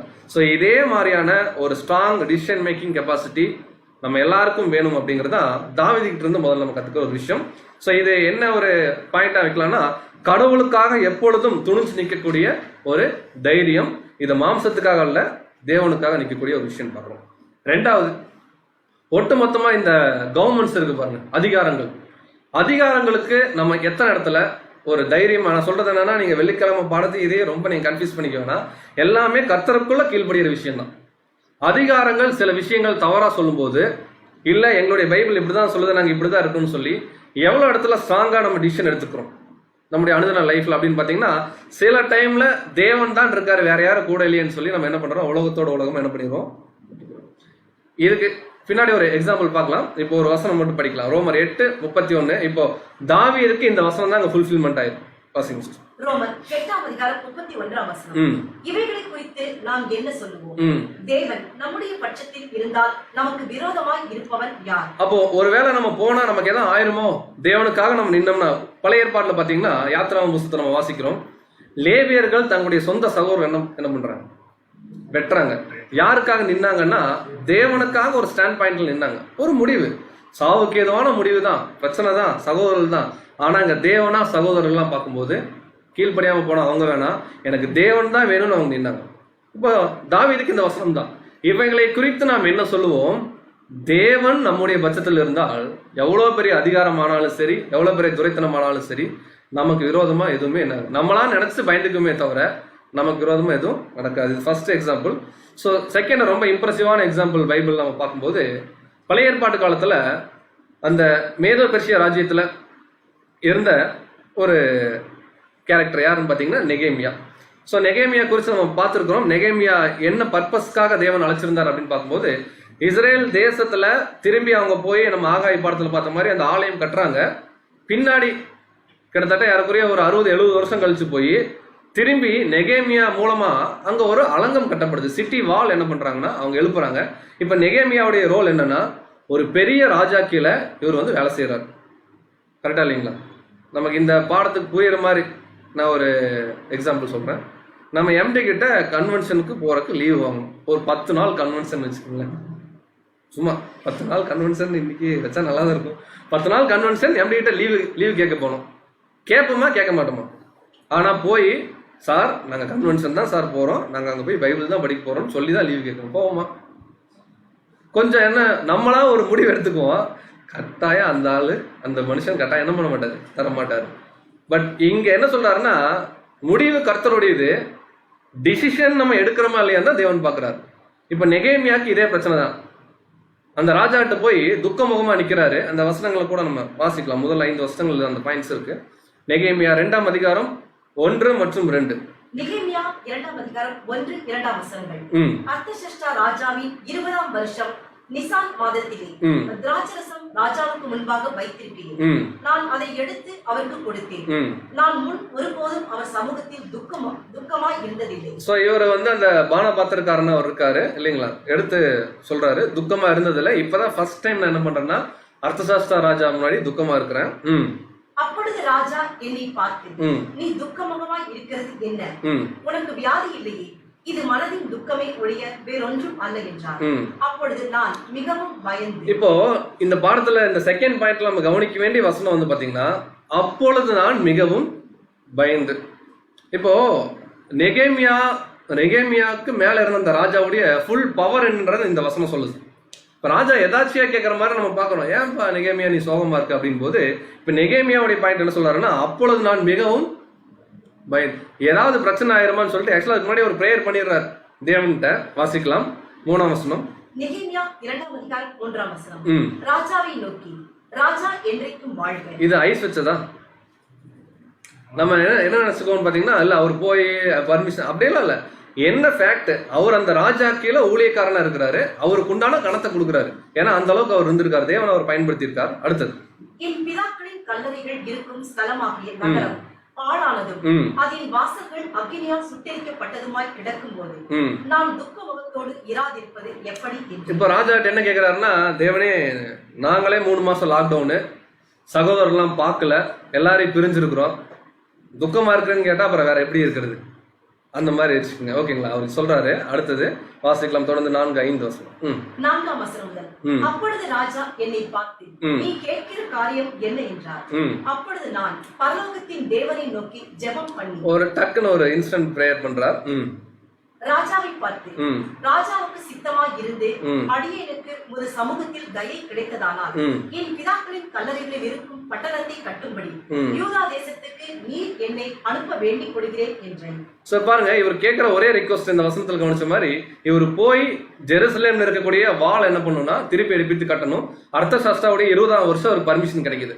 இப்ப விஷயம் என்னன்னா, இவர் போய் கட்டணும், அதுக்கு லாங் பீரியட் வந்து லீவு வந்து தேவை. இவர் ராஜா ரொம்ப ஸ்ட்ரிக்ட், ராஜா லீவு தர மாட்டாரு அப்படின்னு சொல்லிட்டு இவரா உட்கார்ந்து இருந்தாருன்னா கட்டாயம் இந்த வேலை வேற யாராவது என்ன இருக்குன்னு பாத்தீங்கன்னா நிறைவேறிருக்கும். இப்ப இங்க இவர் என்ன பண்றாருன்னா, ஆக்சுவலா அவர் இருந்த கிங்கோடைய கேரக்டர் நீங்க கவனிச்சீங்கன்னா, அவர் ரொம்ப ஒரு ஸ்ட்ரிக்டான ஒரு கிங் தான். கொஞ்சம் ஏதாவது முன்ன பின்ன ஆச்சு அப்படின்னா தலையே வெட்டிடுவார். அந்த மாதிரி ஒரு ராஜா முன்னாடி போய் தேவனை மாத்திரம் விசுவாசிச்சு தைரியமா ஒரு டிசிஷன் எடுக்கிறார். சாவுக்கு ஏதுவான முடிவு. ஒருவேளை முன்ன பின்ன ஆச்சுன்னா நெகேமியாவுடைய வாழ்க்கை முடிச்சிருக்கும். இப்ப அந்த முடிவு என்ன நடக்குது அப்படின்னு பார்க்கும்போது, ராஜாட்ட வந்து ரிக்வஸ்ட் பண்றாரு, தேவனே எங்களுடைய பிதாக்களுடைய கல்லறை இருக்கிற இடத்துல தேசம் பாலா இருக்கு, நாங்க போய் திருப்பி என்ன பண்ணணும், எடுப்பித்து கட்டணும், உங்களுடைய கண்கள்ல தயவு கிடைக்குமான்னு சொல்லி ஃபர்ஸ்ட் அங்க அந்த தேவன்கிட்ட பிரேயர் பண்ணிட்டு ராஜா கிட்ட கேட்கும்போது, ராஜாவும் தேவனுடைய கைடன்ஸ்ல லீவு கொடுத்து என்ன பண்றாருன்னா நெகேமியா அனுப்புறாரு. நெகேமியா தேவனுடைய கிருபையின்படி வந்து என்ன பண்றாருன்னா அங்க வால் எல்லாம் ஃபுல்லா எழுது. இப்ப பாத்தீங்கன்னா டிசிஷன் மேக்கிங்ன்ற பாயிண்ட்ல பிராக்டிக்கலா இந்த பாயிண்ட் நம்ம பார்க்கும்போது கன்வென்ஷன் லீவ் பாயிண்ட் தான். 10 நாள் நம்ம மேனேஜரோ எம்டியோ கொடுப்பாங்களான்னு பார்த்தீங்கன்னா ப்ராக்டிக்கலி இட்ஸ் நாட் பாசிபிள். ஆனால் நம்ம ட்ரை பண்ணியிருக்கோமா இது வரைக்கும்? கொஸ்டின் அதுதான். நம்மளா சில முடிவுகள் இப்படித்தான் சொல்லி எடுத்துக்கிறோம். இந்த முடிவுகள் சாவுக்கு எதுவான முடிவா போயிடும். எதுக்குன்னு பாத்தீங்கன்னா புது சிருஷ்டிக்கு. அந்த 10 நாள் கன்வென்ஷன் போனாதான் புது சிருஷ்டி வளரும். நம்மளா ஒரு டிசைட் பண்ணிக்கிறோம், எங்க மேனேஜர் லீவ் தர மாட்டாரு, நான் கடைசி நாள் மட்டும் என்ன பண்ணிக்கிறேன் கன்வென்ஷன். அப்ப இதுவும் சாவுக்கு ஏதான முடிவு தான். எதுக்குன்னு பாத்தீங்கன்னா புது சிருஷ்டிக்கு. பட் நாம எதுக்கு எடுக்கணும்னு பாத்தீங்கன்னா பழைய மனுஷன் இருக்கும். நிறைய சகோதரருக்கு லீவா இருக்கும், அதை பத்தி நம்ம ஒன்றும் சொல்ல முடியாதுன்னு வச்சுக்கோங்களேன். ஸோ நெகேமியாவுடைய பாயிண்ட்ல தான் ஃபர்ஸ்ட் தாவீது என்ன பண்றாருன்னா கடவுளுக்காக முன் வந்து நிக்கிறார், நான் தைரியமா நிக்கிறேன். நெகேமியாவுடைய பாயிண்ட் கம்ப்ளீட்டா தாவீது நெகேமியாக்கு என்னன்னா ஃபெய்த் தான். தேவன் கொடுப்பாரு, நம்ம தைரியமா டிசிஷன் மாத்திரம் நம்ம எடுக்கணும். இல்லையா நான் டிசிஷன் எடுத்துட்டேன்னா குழந்தைக்கு யார் ஃபீஸ் கட்டுறது, சில விஷயங்கள் ப்ராக்டிக்கலா நமக்குள்ள போகும் பாருங்களா, இல்ல அது இருக்கு. இந்த மாதிரி ப்ராக்டிக்கலா போகும்போது கூட இன்டைரக்டா நமக்குள்ள என்ன ஃபெய்த் இருக்கணும்னு பாத்தீங்கன்னா, நம்ம வந்தது பூமிக்குரிய வாழ்க்கையை மேம்படுத்துறக்கா சபையா மாறுறக்கா அப்படிங்கிற நம்ம திங்க் பண்ணணும். இல்ல இதுதான் பிரச்சனை அப்படின்னா இது நம்ம சபையா மாத்துமா அப்படின்னு பார்க்கணும். ஸோ அல்டிமேட் பாயிண்ட் புது சிருஷ்டி வளரணும். அதுக்கு என்ன தேவைன்னா ஃபெய்த். வாசிக்கலாம் மத்தேயு 17ஆம் அதிகாரம் 20ஆம் வசனம். மத்தேயு 17ஆம் அதிகாரம் 20ஆம் வசனம். அதற்கு இயேசு, உங்கள் அவிசுவாசத்தினாலேதான், கடுகு விதையளவு விசுவாசம் உங்களுக்கு இருந்தால் நீங்கள் இந்த மலையை பார்த்து இவ்விடம் விட்டு அப்புறம் போ என்று சொல்ல அது அப்புறம் போகும். உங்களால் கூடாத காரியம் ஒன்றும் இராது என்று மெய்யாகவே உங்களுக்கு சொல்லுகிறேன். இப்ப கேள்வி, இயேசு கிறிஸ்து ஏதாவது நடக்காத விஷயத்த சொல்லுவாரா நம்ம கிட்ட? கட்டாயம் சொல்ல மாட்டாரு. அவர் என்ன சொல்றாருன்னா நமக்குள்ள ஒரு ஃபெய்த் வரணுங்கிறதுக்கு கடுகளவு விசுவாசம் இருந்தா போதும், ஒரு மழை கூட என்ன ஆகும் பாத்தீங்கன்னா நகரும். இப்ப பாயிண்ட், ஏன் நெகேமியாக்கு பர்மிஷன் கிடைச்சது? சம்டைம்ஸ் என்ன மாதிரி சகோதரனுக்கு ஏன் கன்வென்ஷனுக்கு லீவ் கிடைக்க மாட்டேங்குது? உண்மையை சொன்னோம், என்ன காரணம் வரும்? அப்ப நெகேமியாக்கும் நமக்கும் ஏதோ ஒரு வித்தியாசம் இருந்திருக்கு. அது என்ன வித்தியாசம்ன்றதை இயேசு கிறிஸ்து சொல்றாரு பாருங்க. யோவான் 15ஆம் அதிகாரம் 7ஆம் வசனம். யோவான் 15ஆம் அதிகாரம் 7ஆம் வசனம். நீங்கள் என்னிலும் என் வார்த்தைகள் உங்களிலும் நிலைத்திருந்தால் நீங்கள் கேட்டுக்கொள்வது எதுவோ அது உங்களுக்கு செய்யப்படும். அப்ப கட்டாயம் புது சிருஷ்டியோட வளர்ச்சிக்கு எதுவா நம்ம தேவன் கிட்ட கேட்கக்கூடிய ஒவ்வொரு விஷயம் தேவன் நமக்கு கொடுப்பார் அப்படின்னா அதுக்கு முன்னாடி நம்முடைய கேரக்டர் எப்படி இருக்குன்னு சொல்லாருன்னா, நாம இயேசு கிறிஸ்துவிலும் இயேசு கிறிஸ்துடைய வார்த்தை நமக்குள்ளும் என்ன இருக்கணும், எப்பொழுதும் நிலைச்சிருந்தா நம்ம சத்தியத்தின்படியே ஜீவிச்சுட்டே இருந்தோம் அப்படின்னா கட்டாயமா புது சிருஷ்டிக்காக நம்ம எதை கேட்டாலும் இயேசு கிறிஸ்து ப்ராமிஸ் பண்றாரு 100% என்ன பண்ணுவோம். அது கன்வென்ஷன் லீவ் ஆகட்டும், இல்லை நம்ம என்ன காரியங்களுக்காக நம்ம தேவன்கிட்ட கேட்டாலும் ஆஸ் பர் பைபிள் படி நம்ம வாழ்ந்துட்டு இருந்தோம், விசுவாசத்தோட உண்மையா இருந்தோம் அப்படின்னா கட்டாயம் கொடுப்பார். இதனாலதான் நெகேமியா கிடைச்சது, இதனாலதான் தாவீது கிடைச்சது. இப்ப அடுத்து சில முடிவுகள் டைரக்டாவே அவங்க மரணத்துக்குள்ள போயிட்டு வெளியே வர மாதிரி சில முடிவுகள் பைபிள்ல நடந்திருக்கு. எதுக்கு அகைன்ஸ்டா அப்படின்னு பாத்தீங்கன்னா சில சிவில் அத்தாரிட்டிஸ்க்கு அகைன்ஸ்டா. இதை நம்ம எங்க கவனிக்கலாம்னு பாத்தீங்கன்னா, நம்ம நெகேமியாவுடைய அலங்கன்ற பாயிண்ட் பார்த்துட்டோம். தாவீதுடைய 3 நண்பர்கள் இல்லைங்களா, யாருங்க? அனனியா, மிஷாயேல், அசரியா. இந்த 3 பேருக்கு தானியேல், தானியேலுடைய 3 ஃப்ரெண்ட்ஸ், இவங்களும் டெட்டில் டிசிஷன் எடுத்தாங்க, சாவுக்கு ஏதுவான முடிவு எடுத்தாங்க. இன்ஃபேக்ட் சொல்ல போனா சாவுக்குள்ள போயிட்டு என்ன பண்ணாங்க, வெளில வந்தாங்க. இவங்களுக்கு என்ன பிரச்சனை அங்க நடந்துச்சு அப்படின்னு பாத்தீங்கன்னா, பாபிலோன் தேசத்துல நேபுகாத்நேச்சார் செஞ்சு வச்ச சிலைய எல்லாரும் என்ன பண்ணணும், வணங்கணும். இவங்க 3 பேர் மாத்திரம் வணங்கல, இதை கண்டுபிடிச்சிட்டாங்க. நீங்க கூட்டிட்டு வந்த அந்த எபிரேயர்கள் என்ன பண்ணல, வணங்கலங்கும் போது அவங்கள பிடிச்சி எங்க போடுங்க, எரிகிற அக்னி சூளையில போடுங்கன்றாங்க. சோ வாசிக்கலாம் வசனம். தானியேல் 2ஆம் அதிகாரம் 48 மற்றும் 49. தானியேல் 2ஆம் அதிகாரம் 48, 49 வசனங்கள். பின்பு ராஜா தானியேலை பெரியவனாக்கி அவனுக்கு அநேகம் சிறந்த வெகுமதிகளை கொடுத்து அவனை பாபிலோன் மாகாணம் முழுதுக்கும் அதிபதியாகவும் பாபிலோனில் உள்ள சகல ஞானிகளின் மேலும் பிரதான அதிகாரியாகவும் நியமித்தான். தானியேல் ராஜாவை வேண்டிக் கொண்டதின் பேரில் இப்ப தானியேல் ராஜாவை ரிக்வெஸ்ட் பண்ணனால தானியேலுடைய ஃப்ரெண்ட்ஸ்க்கு என்ன நடக்குது பாருங்க. அவன் சாத்ராக்கையும் மேஷாக்கையும் ஆபேத்நேகோவையும் பாபிலோன் மாகாணத்து காரியங்களை விசாரிக்கும்படி வைத்தான். சோ அவங்களும் என்னதான் பாத்தீங்கன்னா ஏதோ சம் போஸ்ட் தேவன் அவங்களுக்கு என்ன பண்ணிருக்காரு, கொடுத்திருக்காரு. தானியேலோ வென்றான், ராஜாவின் ஒரு மண்டபத்தில் இருந்தான். தானியேல் ஒரு கவர்னர் போஸ்ட்ல அங்க இருந்தா நம்ம பாக்குறோம். சோ இந்த சூழ்நிலையில தான் நம்ம பாடத்துல பார்த்த மாதிரி அந்த சிலையை செஞ்சு வச்சு எல்லாரும் இந்த சிலை என்ன பண்ணும், வணங்கணும்ன்றாங்க. வாசிக்கலாம் 12ஆம் வசனம், தானியேல் 3:12.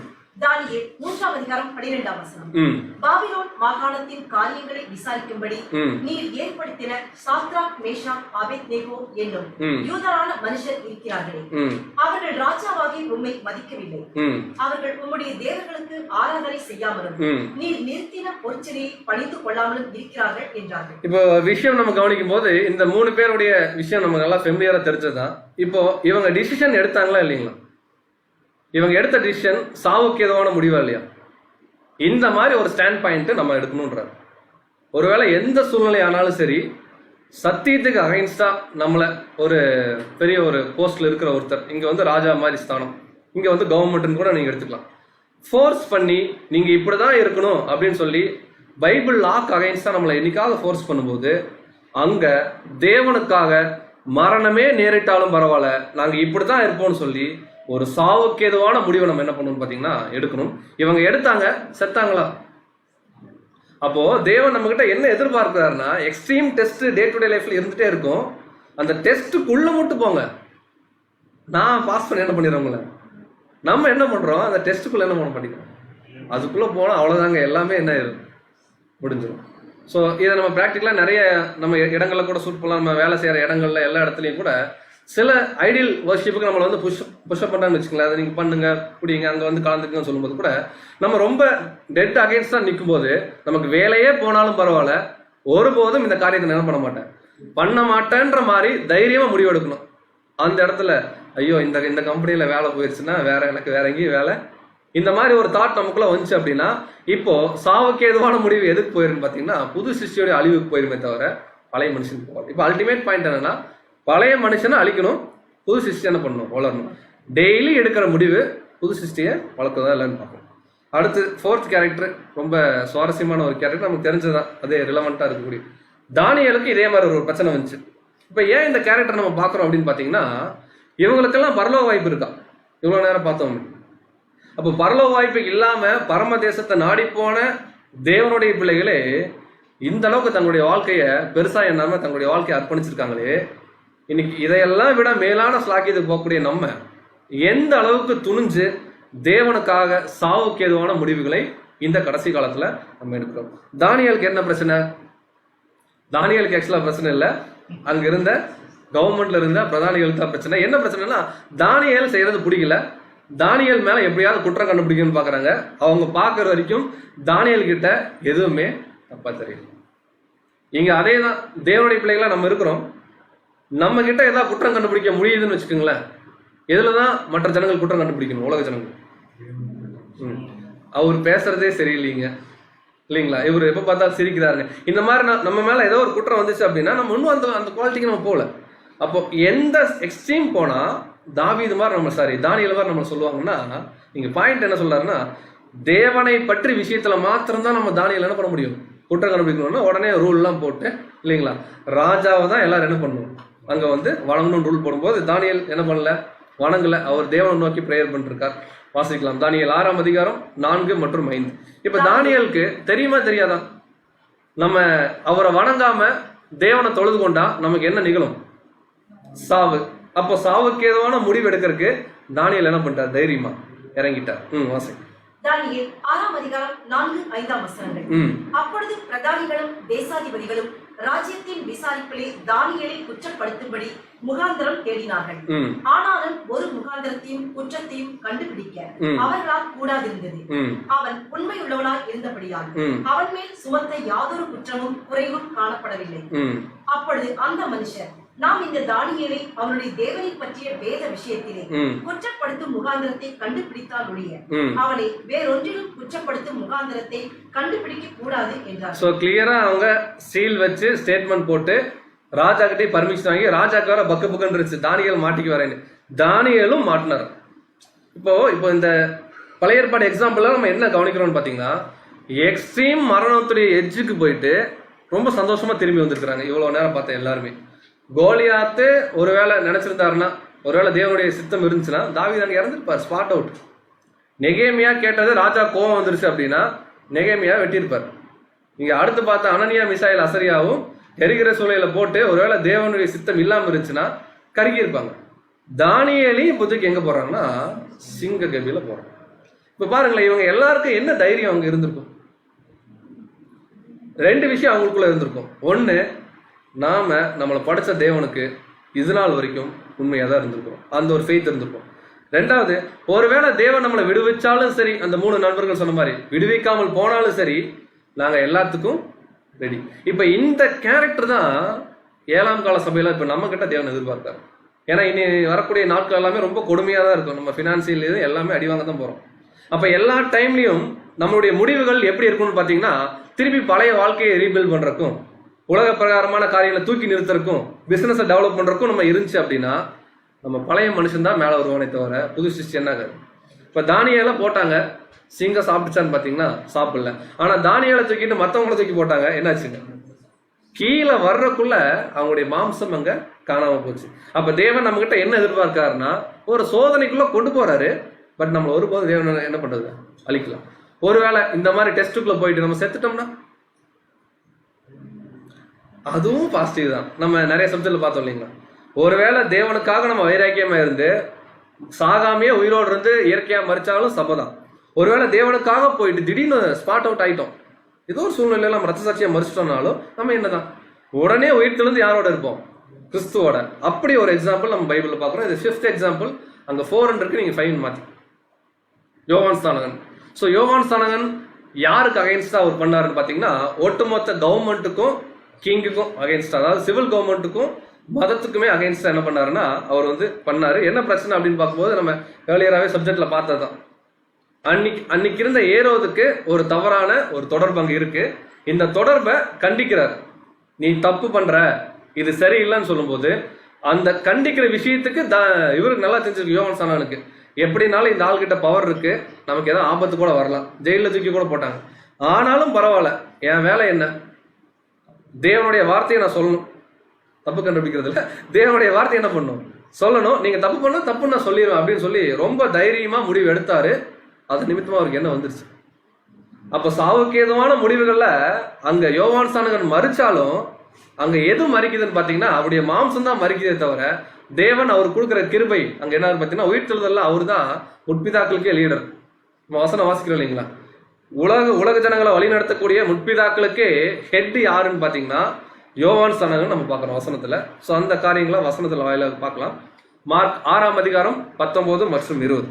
மார்க் 6ஆம் அதிகாரம் 19, 20 வசனங்கள். ஏரோதியாளும் அவனுக்கு சதி நினைத்து அவனை கொன்று போட மனதாய் இருந்தாள். ஆகிலும் அவளால் கூடாமல் போயிற்று. அது ஏனென்றால் யோவான் நீதியும் பரிசுத்தமும் உள்ளவன் என்று ஏரோது அறிந்து. அப்போ இப்ப பார்த்த எல்லா கேரக்டருக்குள்ளயும் ஒரு காமனான விஷயம் இருந்திருக்கு.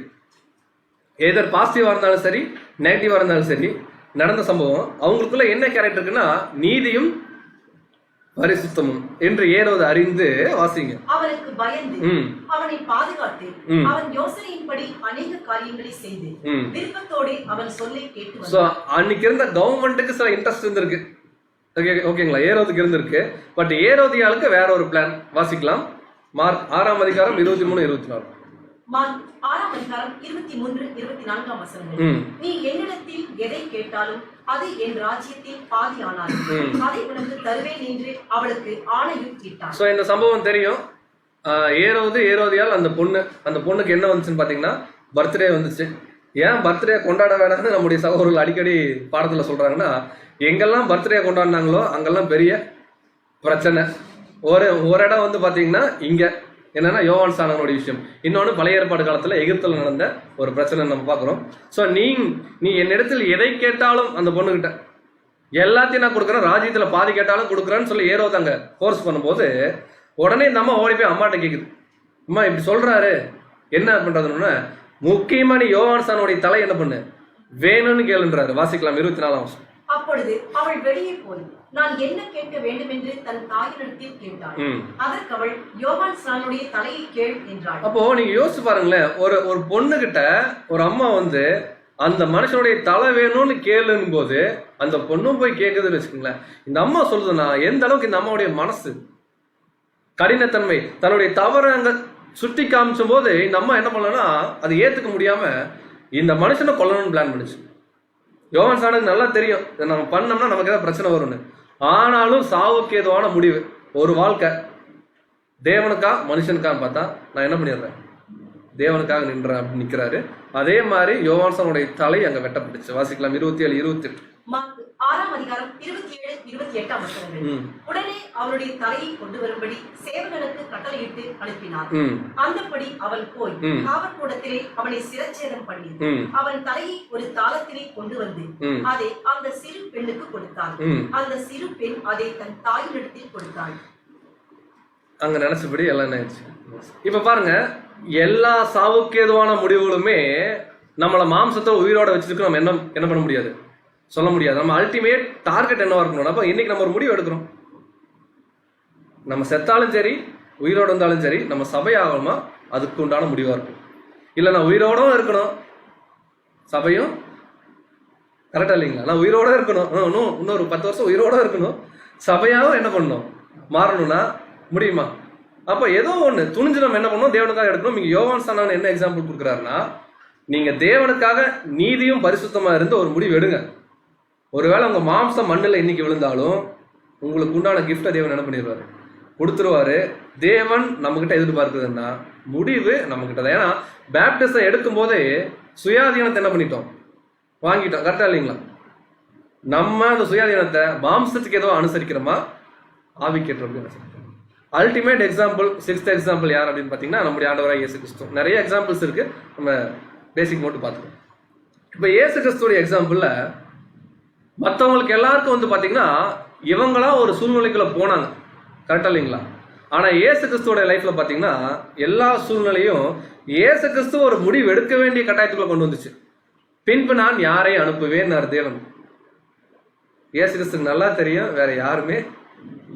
அப்ப அவருக்கே தெரியும் நம்ம தான் முடிவெடுத்து போகணும்னு. எடுத்தாரா இல்லைங்களா? நீதியை விரும்பி அக்கிரமத்தை விரும்பு. இப்போ உதாரணத்துக்கு இப்போ இயேசு கிறிஸ்து நீங்க தவறா புரிஞ்சுக்கோனா கேட்குற கொஸ்டினை, இயேசு கிறிஸ்து பூமிக்கு வந்துட்டார், வந்து ஒருவேளை தவறு பண்ணியிருந்தாருன்னு வச்சுக்கோங்களேன், என்ன திரும்பி உயிரோட அவர் எழுந்திருக்கவே மாட்டார். அப்ப இது ஒரு சாவுக்கு எதுவான முடிவா இல்லைங்களா? எவ்வளோ நாள் பிதாவாகிய தேவனோட ஒன்னா இருந்து ஒரு பெரிய ரிஸ்க்கு நமக்காக என்ன பண்ணாருன்னா அவர் எடுக்கிறாரு. அவர் அடிக்கும்போது கூட ஏசாயால் எப்படி சொல்றாங்கன்னா, ஒரு ஆட்டுக்குட்டியை போலன்னு வசனம் இருக்கு. வாசிக்கலாம். ஏசாயா 53ஆம் அதிகாரம் 7ஆம் வசனம். ஏசாயா 53ஆம் அதிகாரம் 7ஆம் வசனம். அவர் நெருக்கப்பட்டும் ஒடுக்கப்பட்டும் இருந்தார், ஆனாலும் தம்முடைய வாயை அவர் திறக்கவில்லை. அடிக்கப்படும்படி கொண்டு போகப்படுகிற ஒரு ஆட்டுக்குட்டியை போலவும் தன்னை மயிர் கத்தரிக்கிறவனுக்கு முன்பாக சத்தமிடாது இருக்கிற ஆட்டை போலவும் அவர் தம்முடைய வாயை திறவாதிருந்தார். இதுதாங்க டெட்லி டிசிஷனுடைய டாப் மோஸ்ட் எக்ஸாம்பிள். ஒருத்தர் சாவுக்கு ஏதுவான முடிவை எடுத்துட்டார் இயேசு கிறிஸ்து. நான் மறிக்க போறேன் தேவனுடைய திட்டத்துக்காக, என்ன எல்லாரும் அடிக்க போறாங்க தெரிஞ்சிருச்சு. இப்ப இந்த முடிவுக்கு தன்னை எப்படி ஒப்பு கொடுக்குறாரா, எதையுமே அகைன்ஸ்ட் என்ன பண்ணலையா, பேசலையா. இப்ப நம்மளும் வந்து பாத்தீங்கன்னா தேவனுடைய கிருபையினால நிறைய முடிவுகள் எடுக்கிறோம், ஊழியத்தின் நிமித்தமா எடுக்கிறோம். பட் எல்லா முடிவுகள்லையும் பேசாம இருக்கிறோமா? இயேசு கிறிஸ்துக்கு நமக்கும் என்ன கான்ட்ராஸ்ட்னு பாத்தீங்கன்னா, நம்ம ஒர்க்கெல்லாம் கம்ப்ளீட் பண்ணிடுறோம் தேவன் விரும்புற மாதிரியே. ஆனா அங்க சில முறுமுறுப்பு நமக்குள்ள என்ன ஆகுதுன்னு பாத்தீங்கன்னா இன்டெரக்டா வந்துருது. ஆனா இயேசு கிறிஸ்து லைஃப் எடுத்தீங்கன்னா ஒரு அடிக்க கொண்டு போகிற ஒரு ஆட்டை போல என்ன பண்ணாருன்னா, அப்படின்னா அவர் எங்கேயுமே பேசலன்னா பேசினாரு. எப்படி ஒரு ஆடு தன்னை முழுமையா ஒப்பு கொடுக்குமோ அந்த அளவுக்கு தன்னுடைய லைஃப் என்ன பண்ணாருன்னு பாத்தீங்கன்னா ஒப்பு கொடுத்தாரு. இதுதான் சாவுக்கேதுவான முடிவுன்னு நம்ம பார்க்கணும். இப்ப இந்த மாதிரி முடிவை டெய்லி நம்ம எடுத்துட்டு தான் இருக்கோம். நான் முன்னாடியே சொன்ன மாதிரி ஆன்லைன்ல கிளாஸ் கேட்டிருக்கிறோம். ஒருவேளை நம்ம கேட்கல, யாருக்கா தெரியுமா நம்ம கேட்கல? சகோதரர் வந்து ஜென்ரலா சொல்லிக்குவாங்க, நிறைய பேர் பார்த்துட்டு இருந்தீங்க, இப்ப என்ன பண்ணல, அதெல்லாம் போய் ஆராய்ச்சி பண்றதுக்கு இங்க டைம் இல்லை எல்லாருக்குமே இல்லைங்களா? அப்போ அந்த முடிவு கூட யார் தான் எடுக்கிறது? இப்ப நான் ஒரு நாள் கிளாஸ் மிஸ் பண்ணியிருக்கேன் அப்படின்னா அது சாவுக்கு ஏதுவான முடிவு. எதுக்குன்னு பாத்தீங்கன்னா என்னுடைய புது சிருஷ்டி அன்னைக்கு வளரல. புது சிருஷ்டிக்கு சாப்பாடு என்ன பண்ணல, நான் கொடுக்கல. பிறந்த குழந்தைக்கு சாப்பாடு கொடுக்காம இருந்தா அப்புறம் அந்த மாதிரி ஒரு பிரச்சனைக்குள்ள நம்ம போயிடுவோம். காரணம் எல்லாமே நம்ம கையில இருக்கக்கூடிய முடிவு தான். இந்த முடிவு நம்ம எப்படி எடுக்கிறோம்? எய்தர் நம்முடைய பழைய மனுஷனுக்கு சாதகமாவா, புது சிருஷ்டிக்கு சாதகமாவா? இன்னொரு வசனம் கூட வாசிக்கலாம். இயேசு கிறிஸ்து தான் மரிக்க போகும்போது எல்லாமே தெரிஞ்சுதான் சொல்றார், நான் சாக போறேன் அப்படின்னு. வாசிக்கலாம். மத்திய 20ஆம் அதிகாரம் 18 மற்றும் 19. மத்தேயு 20ஆம் அதிகாரம் 18, 19 வசனங்கள். இதோ எருசலேமுக்கு போகிறோம், மனுஷகுமாரன் பிரதான ஆசாரியர்களிடத்திலும் வேதபாரகரிடத்திலும் ஒப்புக் கொடுக்கப்படுவார், அவர்கள் அவரை மரண ஆக்கினைக்குள்ளாக தீர்ப்பார்கள். எல்லாமே கிளியரா தெரியுது இயேசு கிறிஸ்துக்கு. என்ன மரண ஆக்கினைக்குள்ளாக தான் தீர்ப்பாங்க. தான் அதுக்கு ஒப்பு கொடுக்கிறாரு பாருங்க, அதுதான் அந்த முடிவு. அவரை பரியாசம் பண்ணவும் வாரினால் அடிக்கவும் சிலுவையில் அறையவும் பிரஜாதியரிடத்தில் ஒப்புக் கொடுப்பார்கள். ஆகிலும் 3ஆம் நாளிலே அவர் உயிரோடு எழுந்திருப்பார். சோ எக்ஸ்ட்ரீம் இதெல்லாம் சொல்லிட்டு இயேசு கிறிஸ்து எங்க போறாருன்னு பாத்தீங்கன்னா கெத்செமனே போறாரு. இந்த கெத்செமனேல அவர் தேவன்ட்ட ஒரு பிரேயர் பண்றாரு. தேவனே, இந்த பாத்திரம், ரொம்ப நாள் முன்னாடி பார்த்துட்டே இருந்த இந்த வசனங்கள் அதிகமா கொஞ்சம் கேட்போம். இந்த பாத்திரம் என்னை விட்டு நீங்க கொடுமானால், ஏன்னா என்னை தேவதூசணம் பண்ணான்னு சொல்லுவாங்களே, உம்முடைய நாமம் பரிசுத்த குலைச்சல் ஆகிறதுக்கு நான் என்ன பண்ணல, நான் அது பண்ணக்கூடாதுன்னு சொல்லி நிறைய ஏங்குறாரு, நிறைய பிரேயர் பண்றாரு தேவன்ட்ட. 3 முறை பிரேயர் பண்றாரு. ஸோ இந்த முடிவு எடுத்து இவர் கெத்செமனேயை கடந்து ஒவ்வொரு இடங்களையும் போய் அடி வாங்கி சிலுவையில் 6 மணி நேரம் தொங்கி நமக்காக உயிர் விட்டார் பாருங்க. இது ஒரு மிகப்பெரிய முடிவு. இந்த உலகத்துல யாரும் துணிஞ்சு இந்த மாதிரியான ஒரு சாவுக்கு எதுவான முடிவை யாரும் என்ன பண்ண மாட்டாங்க. நமக்காக, ஒண்ணுமில்லாத நமக்காக என்ன பண்ண மாட்டாங்கன்னா இருக்க மாட்டாங்க. இப்ப இயேசு கிறிஸ்து என்ன எதிர்பார்க்காருன்னா, ஒரு சரீரத்துல தலை இந்த அளவுக்கு ஒரு ஸ்ட்ராங்கா தேவனுக்காக உண்மையா ஒரு முடிவு எடுத்திருக்கும் பட்சத்துல சரீரம் என்ன பண்ணும்? நம்ம வீட்லயே ஃபேமிலியா இருக்கிறோம்னா நம்ம ஒண்ணு பண்ணோம்னா நம்ம ஃபேமிலி அதான் பண்ணணும் நம்ம எதிர்பார்ப்போம் சத்தியத்தின் நிமித்தமா. இப்ப இயேசு கிறிஸ்து அதான் நம்ம எதிர்பார்க்காரு. நம்மளும் புது சிருஷ்டியை வாங்கிட்டோம். இந்த புது சிருஷ்டிங்கிற நம்முடைய இந்த வாழ்க்கை பேப்டிஸ்டுக்கு அப்புறம் கம்ப்ளீட்டா தேவனுக்காக என்ன பண்ணும்? ஒப்பு கொடுக்கணும். இந்த ஒப்பு கொடுக்கிற விஷயத்துல ஒருவேளை நமக்கு பூமியில நிறைய லாஸ் வரலாம், நம்முடைய பிசினஸ் ஃபெயிலியர் ஆகலாம், நமக்கு பினான்சியலா பிரச்சனை வரலாம், நமக்கு இருக்க இடம் இல்லாம போல, எந்த பிரச்சனை வேணா வரட்டும். ஆனா அந்த முடிவு எப்படியா இருக்கணும்னா தேவனுக்காக இருக்கணும். அப்படி தேவனுக்காக நம்ம எடுக்கிற ஒவ்வொரு முடிவும் எங்க ரிவார்டு கிடைக்கும்னு பாத்தீங்கன்னா அங்க. ஒருவேளை நமக்காக நம்ம முடிவு எடுக்கிறோம்னு வச்சுங்களேன், இன்னைக்கு வேணாம் நாளைக்கு இந்த காரியத்தை பண்ணிக்கலாம்னா இன்னைக்கு புது சிருஷ்டி வளர வேணாம்னு அர்த்தம். ஒருவேளை இன்னைக்கு சபை முடிஞ்சிருச்சுன்னா முடிவு பிரச்சனை யாருக்கிட்டேன்னு பாத்தீங்கன்னா நம்ம. இது 6 எக்ஸாம்பிள் பார்த்துருக்கோம். இந்த மாதிரி பைபிள்ல எக்கச்சக்க எக்ஸாம்பிள்ஸ் இருக்கு. இவங்கெல்லாம் துணிஞ்சு இந்த மாதிரி முடிவு எடுக்கலைன்னா, இவங்களே இன்னும் சொல்ல போனா நம்ம அப்படிதான் சொல்லணும், இவர்களே இந்த அளவுக்கு துணிஞ்சு முடிவு எடுத்திருக்காங்க அப்படின்னா பரலோக மேன்மையை அடையக்கூடிய நாம் எந்த அளவுக்கு நம்முடைய உன் பையன் கொண்டு வந்து பலி கொடுன்றார் தேவன்.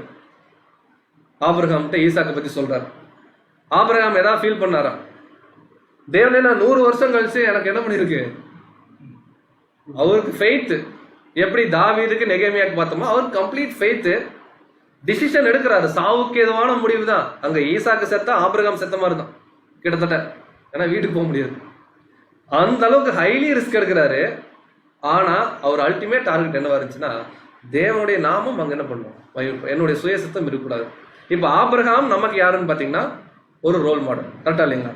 இன்னும் நிறைய கேரக்டர். 2வது கேரக்டர் பாத்தீங்கன்னா ஸ்தேவான். சாவுக்கு எதுவான முடிவு தான் எடுத்தார். இயேசு கிறிஸ்துவை ஏற்றுக்கொண்டு 6 மாசத்துல என்ன ஆயிட்டாரு? சபையாவே மாறிட்டார். நம்ம விசுவாசிக்கிறோம், சபையாவே அவர் மாறிட்டார். எப்படி அப்படின்னு பாத்தீங்கன்னா, துணிஞ்சு ஒரு முடிவு எடுக்கிறாரு. இது சாவுக்கு ஏதுவான முடிவு தான். அவருடைய சரீரம் கட்டாயம் செத்து விழும். ஆனா ஆவி என்ன ஆகும்? புது சிருஷ்டி என்ன ஆகும்னா சபையா மாறும். அங்க எல்லா பிரச்சனையும் அறிஞ்சிருந்தும், இந்த டைம்ல ரத்த சாட்சி எல்லாரும் கொல்றாங்கன்னு தெரிஞ்சும், ஒரு சராசரி வாலிபன் பரிசுத்தாவினால் நிறைஞ்சு அங்க தேவன்கிட்ட போய் என்ன பண்றாருன்னா தன்னுடைய லைஃபை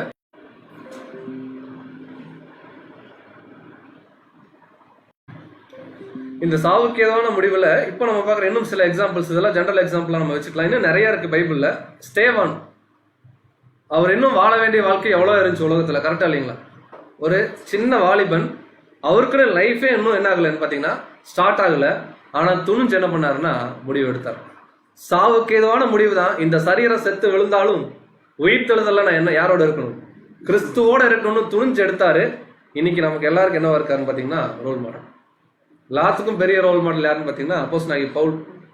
ரோமாபுரிக்கு ஒரு போய் அங்க ராயன் முன்னாடி நின்னாலும், ஆக்சுவலா ஒரு 4ஆம் பிரயாணத்துல நம்ம பாக்குறோம் இல்லைங்களா, நான் ரோமுக்கு போறேன்றாரு பவுல். கரெக்டா இல்லைங்களா? அந்த கப்பல்ல போகும்போது கப்பல் உடையுது. இவர் தெரிஞ்சுதான் சொல்றாரு ரோமுக்கு போறேன். ஆக்சுவலா அந்த டைம்ல ரோம்ல யார் ராஜான்னு பாத்தீங்கன்னா நீரோ.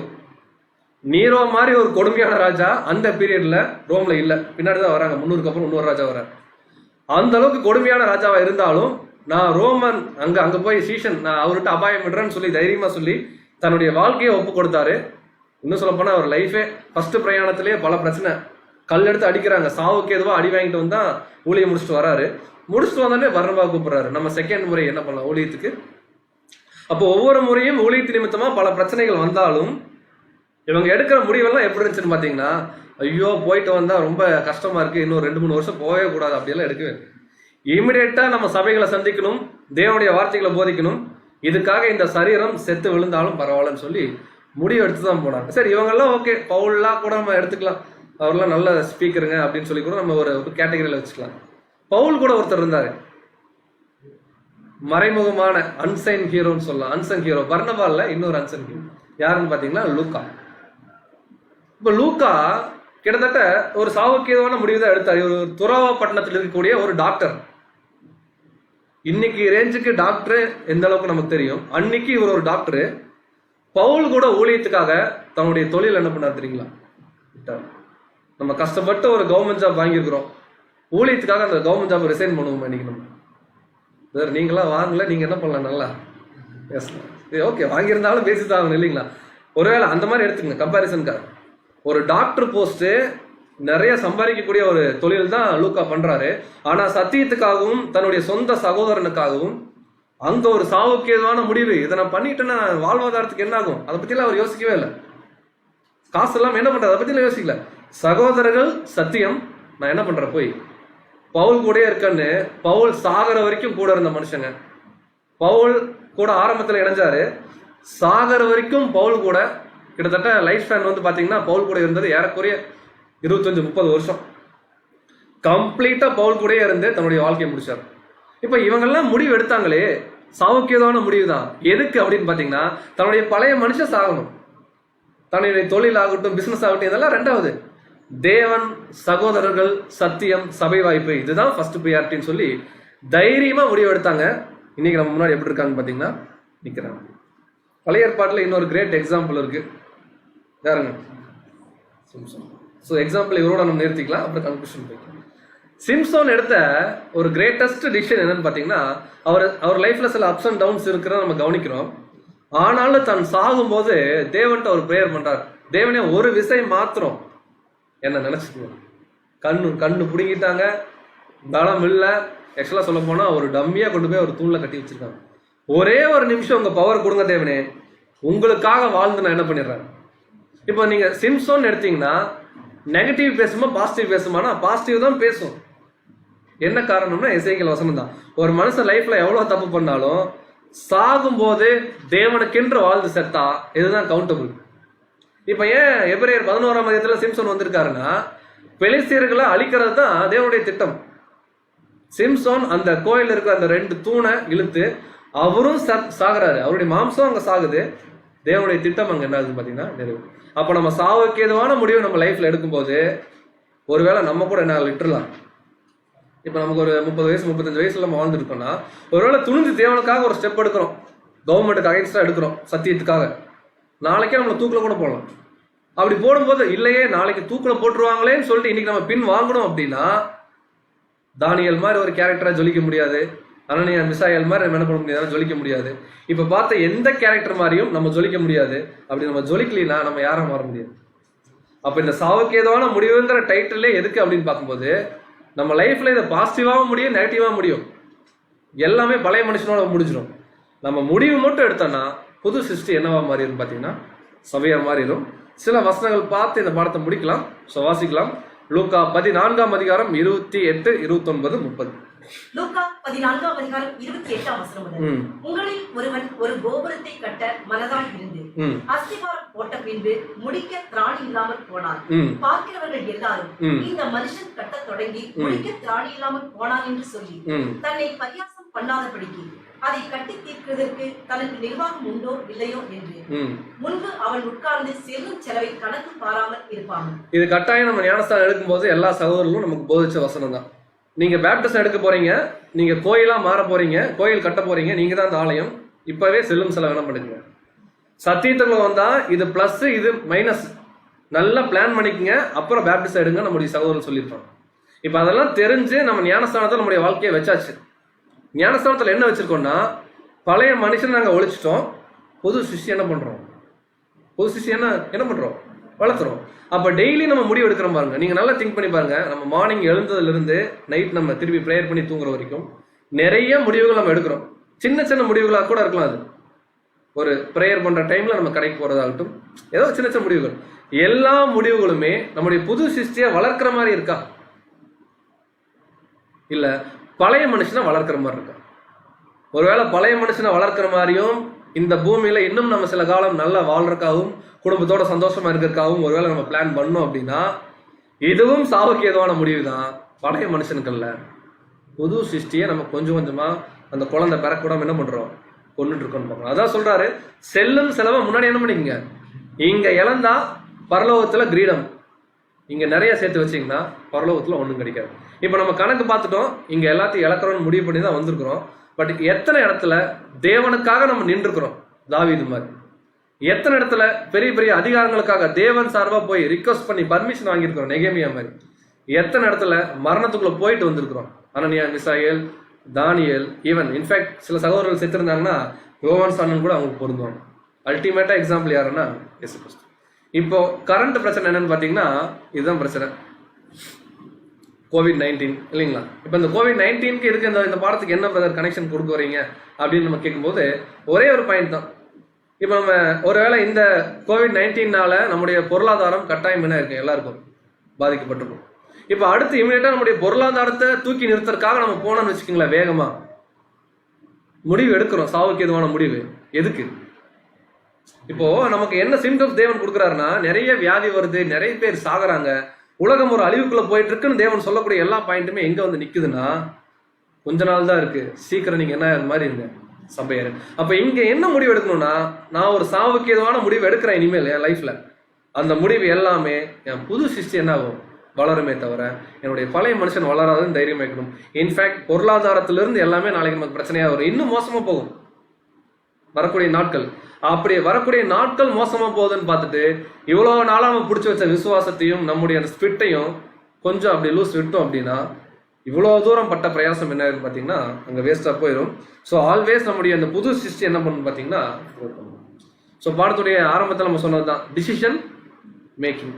சாவுக்கேதுவான முடிவு நம்ம எடுக்கக்கூடிய பாயிண்ட், என்ன முடிவு எடுக்கணுன்றத இந்த இந்த வந்து வார்த்தைகளே ஒரு பாயிண்ட் நம்ம யோசிச்சோம், அதை கூட உங்களுக்கு நான் மத்தியில் ஷேர் பண்றேன். டிசிஷன் மேக்கிங் இல்ல, டிசிஷன் ஆஃப் மை கிங். கரெக்டா இல்லைங்களா?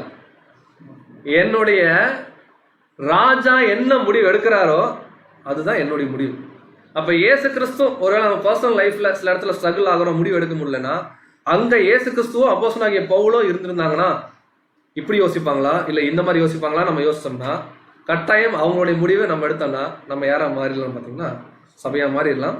ஸோ இந்த பாடத்துக்கு நிறைவாக கடைசியா ஆதார வசனத்தை வாசித்து நம்ம பாடத்தை முடிக்கலாம். ஒரு ஒரு வசனம் படிச்சுட்டு போகலாம், எளிய காலத்துல ரொம்ப சுவாரஸ்யமா. இனிமேலும் நம்ம 2 நினைவுகளோடு இருந்தோம்னா கஷ்டம் தான் இல்லைங்களா? வாசிக்கலாம். 1 ராஜாக்கள் 18:21. 1 ராஜாக்கள் 18ஆம் அதிகாரம் 21ஆம் வசனம். அப்பொழுது எலியா சகல ஜனத்தண்டைக்கும் வந்து, நீங்கள் எந்த மட்டும் 2 நினைவுகளால் குந்தி குந்தி நடப்பீர்கள். அவரு ரொம்ப டென்ஷன் ஆயிட்டான்னு சொல்றாருன்னா, நீங்கள் எந்த மட்டும் 2 நினைவுகளா பாருங்களேன். ஸ்டில் நம்முடைய டே டு டே லைஃப்ல ஸ்ட்ரகிள் இருந்துட்டே தான் இருக்கு. நம்ம நல்ல சத்தியத்துக்காக ஃபோக்கஸ் பண்ணிட்டே போயிட்டு இருந்தாலும் ஒரு சைடு நம்முடைய மாம்சம் என்ன என்ன என்ன முடியும்னா முற்றிலும் அழியறது இல்லை. அது ஏதோ ஒரு வகையில் என்ன ஆகுது, நம்ம டெம்ப் பண்ணிட்டே இருக்கு. அவர் சொல்றாரு, எந்த மட்டும் 2 நினைவுகளால் குந்தி குந்தி நடப்பீர்கள். கர்த்தர் தெய்வமானார் அவரை பின்பற்றுங்கள். யெகோவா தான் தெய்வம்னு நீங்க நினைச்சீங்கன்னா கம்ப்ளீட்டா நம்மள சொல்றாரு, நம்ம வாழ்க்கையை அவர்கிட்ட கொடுத்துருங்க. இனிமேல் ஃபியூச்சரை பத்தி யாரும் என்ன பண்ண வேணாம், யோசிக்க வேணாம். அடுத்தது, பாகால் தெய்வமானால் அவனை பின்பற்றுங்கள் என்றார். ஜனங்கள் பிரதித்திரமாக அவனுக்கு ஒன்றும் சொல்லவில்லை. அப்படின்னா என்ன அர்த்தம்? நீ அனலும் அல்ல, தேவன் உண்மையினா தேவனை ஃபாலோ பண்ணுங்கப்பா. உலகம் தான் பிடிச்சிருக்குன்னா உலகத்துக்கு போயிருக்குப்பான்னு தேவன் நம்மளை பார்த்து சொல்லும் போது நான் அமைதியா அப்படியே திருன்னு முடிச்சுட்டு இருந்தேன்னா என்ன மைண்டுன்னா, இல்ல தேவனே எனக்கு அதுவும் வேணும்.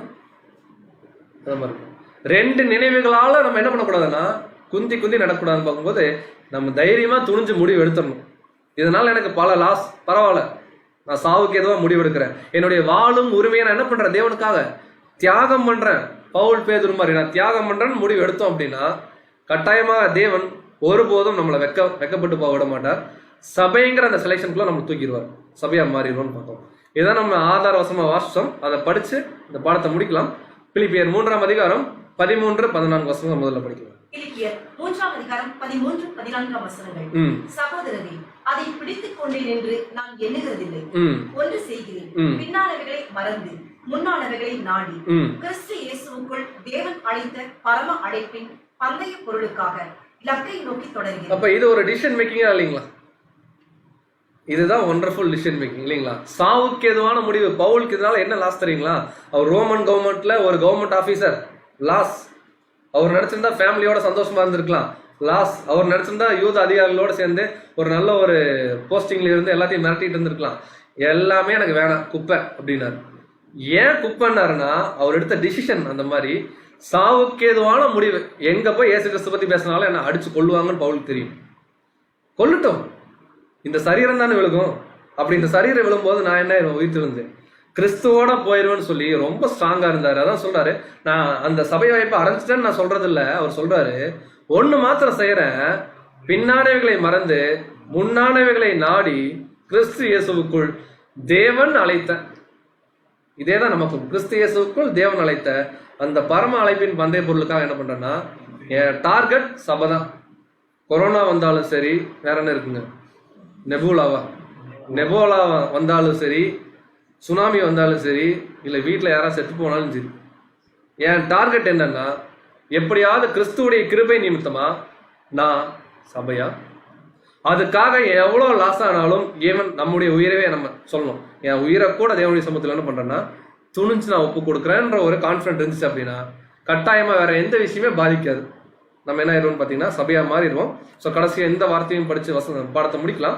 பிலிப்பியர் 3ஆம் அதிகாரம் 15வது வசனம். பிலிப்பியர் 3ஆம் அதிகாரம் 15ஆம் வசனம். ஆகையால் நம்மில் தேறினவர்கள் யாவரும் இந்த சிந்தையாய் இருக்க. ஸோ யாரெல்லாம் நம்ம நல்லா மெச்சூர்டா ட்ரூத்ல பவுல் மாதிரி தேவன் நம்ம எல்லாருக்கும் சத்தியம் கொடுத்துருக்காரு, நம்மளாம் மெச்சூர்டா தான் இருக்கணும்.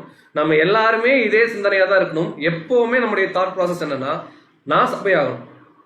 நான் வந்து சுயநலம் இல்ல, உலகத்தை வெறுத்து எல்லா காரியத்துக்கும் செகண்ட் ப்ரியாரிட்டி கொடுத்து தேவனை மாத்திரம் முன்னிறுத்தி எப்படியாவது, ஏன்னா இவ்வளவு தூரம் ஓடிட்டோம், சபையா மாறிடணும் அப்படிங்கிற ஒரு சிந்தனையாவே இருக்கணும். அடுத்தது, எந்த காரியத்திலாவது நீங்கள் வேற சிந்தையாய் இருந்தால், ஒருவேளை நம்ம வேற தாட்ல இருக்கிறோம், சபையும் ஆகணும் அதுவும் வேணும் அப்படின்னு வேற தாட்ல இருந்தோம் அப்படின்னா அதையும் தேவன் உங்களுக்கு வெளிப்படுத்துவார். கட்டாயமாக தேவன் இந்த பாடத்திலே ஆகட்டும் சரி, வரக்கூடிய நாட்கள் ஆகட்டும் சரி, தேவன் கட்டாயமாக வெளிப்படுத்துவார் அப்படிங்கிற ஒரு விசுவாசத்தோடு கூட ஸோ இந்த பாடத்தை நம்ம நிறைவு செய்யலாம். பாடத்தில் கற்றுக்கொண்ட ஒரே விஷயம், அதுதான் நிறைய எக்ஸாம்பிள் பார்த்தோம்.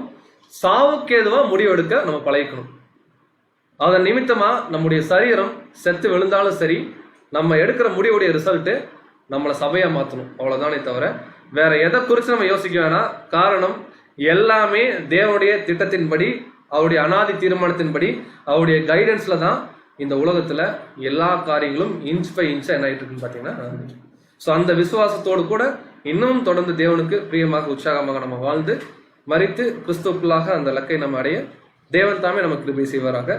பொறுமையோடு கேட்டவங்கள் அனைவரும் தேவன் தாமே ஆசீர்வதிப்பார்கள். ஆமென்.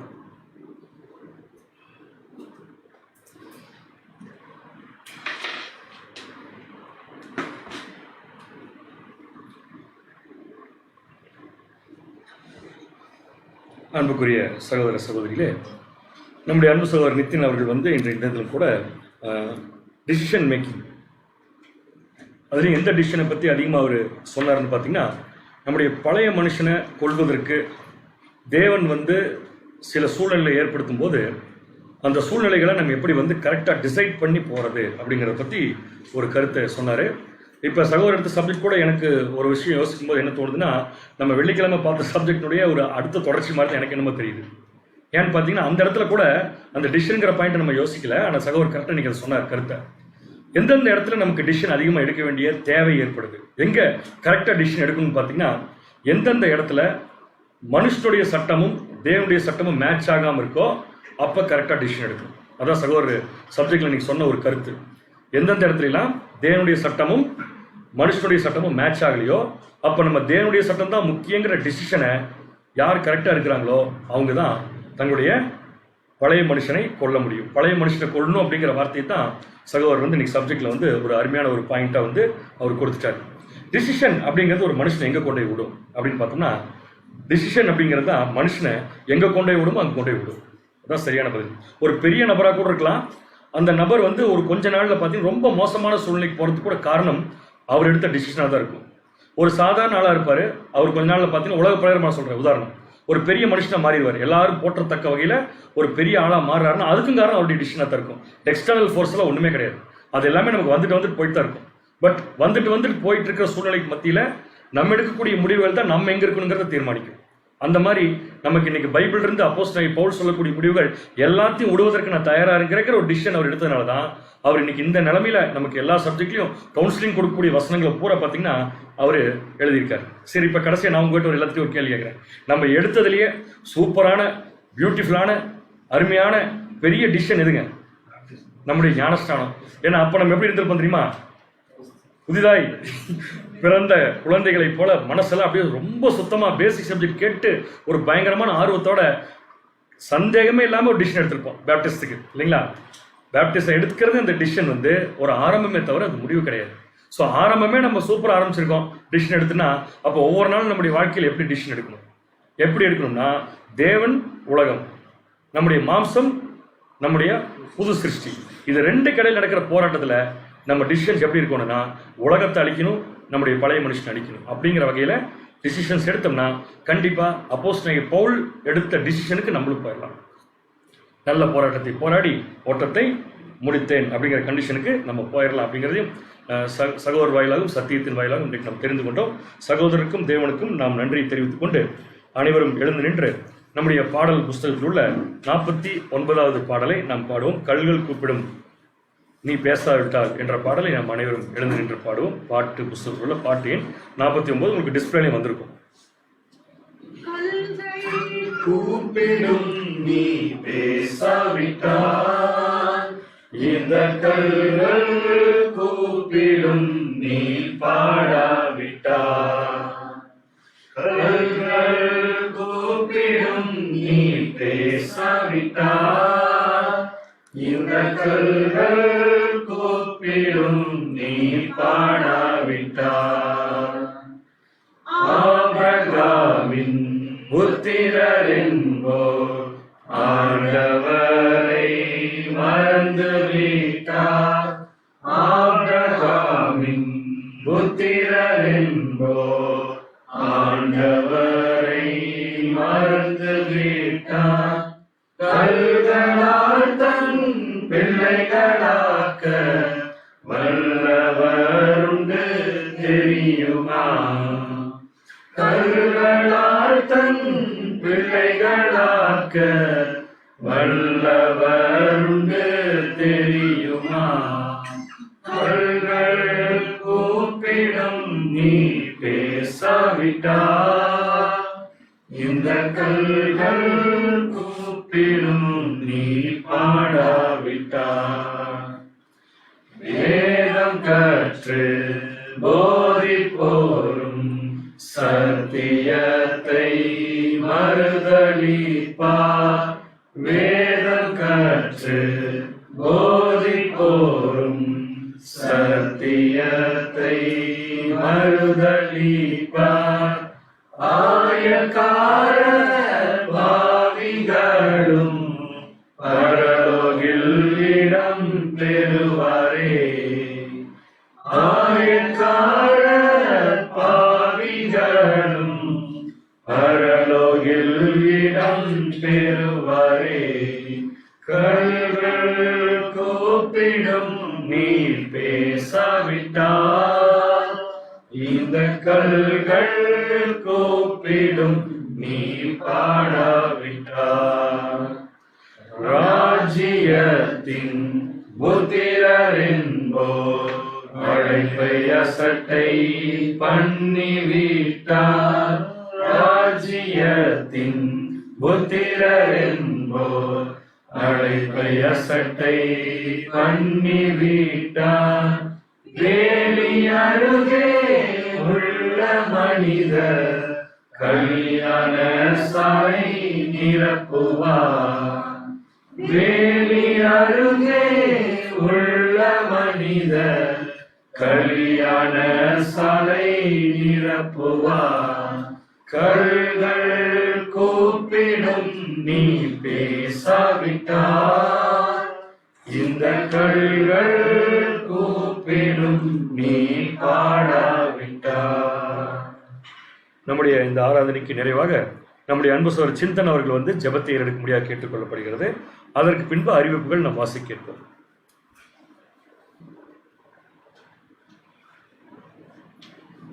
ஜெபம் செய்வோம். உன்னதங்களில் வாசமாயிருக்கின்ற எங்கள் அன்பின் பரலோக தேவனே, அப்பா உமக்கும் அது குமாரரும் எங்கள் ஆண்டவருமாய் இயேசு கிறிஸ்துவும் துதிகளும் ஸ்தோத்திரம் எடுக்கிறோம் தகப்பனே. இன்றைய நாளிலும் நீர் எங்களை ஆசீர்வதித்தீர்.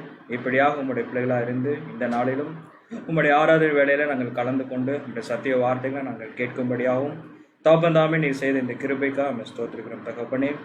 எங்கள் வாழ்க்கை முழுவதும் நீர் ஒருவரே சத்தியத்தின் பாதிலும் நீதின் பாதிலும் வழிநடத்தி கொண்டு வருகின்றீர். இருந்த போதிலும் நாங்கள் அறிந்தும் அறியாமலும் செய்கின்ற எல்லா விதமான தப்பிதங்களையும் கருத்தில் படைக்கிறோம். தப்பந்தாமே அதை எல்லாவற்றையும் மன்னித்து இன்னும் நாங்கள் தொடர்ந்து கிறிஸ்துவ மாதிரி பரிசுத்தமாய் இந்த பூமியிலே ஜீவிக்கத்தக்கதாகவும் கர்த்தர் கிருபை செய்ய வேண்டுமாய் கூட அந்த வேலையில ஜெபிக்கின்றோம் தகப்பனே. இன்றைக்கும் நாங்கள் கேட்ட பாடத்தின் நிமித்தமாக தகப்பனே, எங்கள் வாழ்க்கை முழுவதும் உமக்கேற்ற அந்த நல்ல முடிவுகளை நாங்கள் எடுத்து உமது சித்தமான காரியங்களை நான் தொடர்ந்து நாங்கள் செய்யும்படியாகவும் தகப்பனாமே எங்கள் ஒவ்வொருவருக்கும் நல்ல ஞானத்தையும் அறிவையும் புத்தியும் நீர் தர வேண்டுமாய் கூட இந்த வேலையில ஜெபிக்கின்றோம். ஒருபோதும் இந்த உலகத்துக்கு இந்த மாம்சத்துக்கு நாங்கள் விழுந்து விடாதபடி நீர்தாமே எங்களுக்கு ஒரு நல்ல பாதுகாப்பை தர வேண்டுமாய் கூட இந்த வேலையில ஜெபிக்கின்றோம் தகப்பனே. விசேஷமாக தகப்பனே, இந்த பாடத்தை கேட்ட அனைத்து சகோதர சகோதரிக்காகவும் கேட்க தவறிவிட்ட எல்லா சகோதர சகோதரிக்காகவும் நாங்கள் ஜெபிக்கின்றோம். எங்களுக்கு வேண்டிய பரிசுத்தாயும் கூட தகப்பனே நீர் பரத்திலிருந்து எங்கள் ஒவ்வொருவருக்கும் நீர் அதிகமாய் தந்து எங்கள் வாழ்க்கை முழுவதும் இந்த பரிசுத்தாவின் வழிநடத்தி நாங்கள் காணும்படியாகவும் கர்த்தர் கிருபை செய்ய வேண்டுமாய் ஜெபிக்கின்றோம் தகப்பனே. நாங்கள் எப்பொழுதும் உங்களுடைய ஆலயத்தில் நாங்கள் தங்கியிருக்கும்படியாகவும் கிறிஸ்து என கொடையில அதிக கனிகளை கொடுக்கக்கூடிய பிள்ளைகளாகவும் இருக்கத்தக்கவும் கர்த்தர் கிருபை செய்ய வேண்டுமாய் ஜெபிக்கின்றோம். இன்னும் வருகின்ற காலத்தில் தகப்பனே இன்னும் சகோதர ஐக்கியத்தில் நாங்கள் வளரத்தக்கதாகவும் கர்த்தர் கிருபை செய்து உம்முடைய ஊழியக்காரங்கள் கூட தகப்பனே நாங்கள் யாவரும் உண்மையும் உத்தமமாக செய்யத்தக்கதாகவும் கர்த்தர் ஆசீர்வதிக்க வேண்டுமாய் கூட அந்த வேலையை ஜெபிக்கின்றோம். மீதான வேலைகள் யாவற்றையும் கருத்தில் ஒப்படைக்கிறோம். தகப்பன்தாமே எங்கள் ஒவ்வொருவரும் ஆசீர்வதித்து வழி நடத்த வேண்டுமாய் எங்கள் அன்பின் ஆண்டவரும் மீட்பரும் ரட்சரும் ஜீவாதிபதியுமா இருக்கின்ற இயேசு கிறிஸ்து மூலம் ஜெபிக்கின்றோம் எங்கள் ஜீவனுள்ள நல்ல பிதாவே, ஆமென்.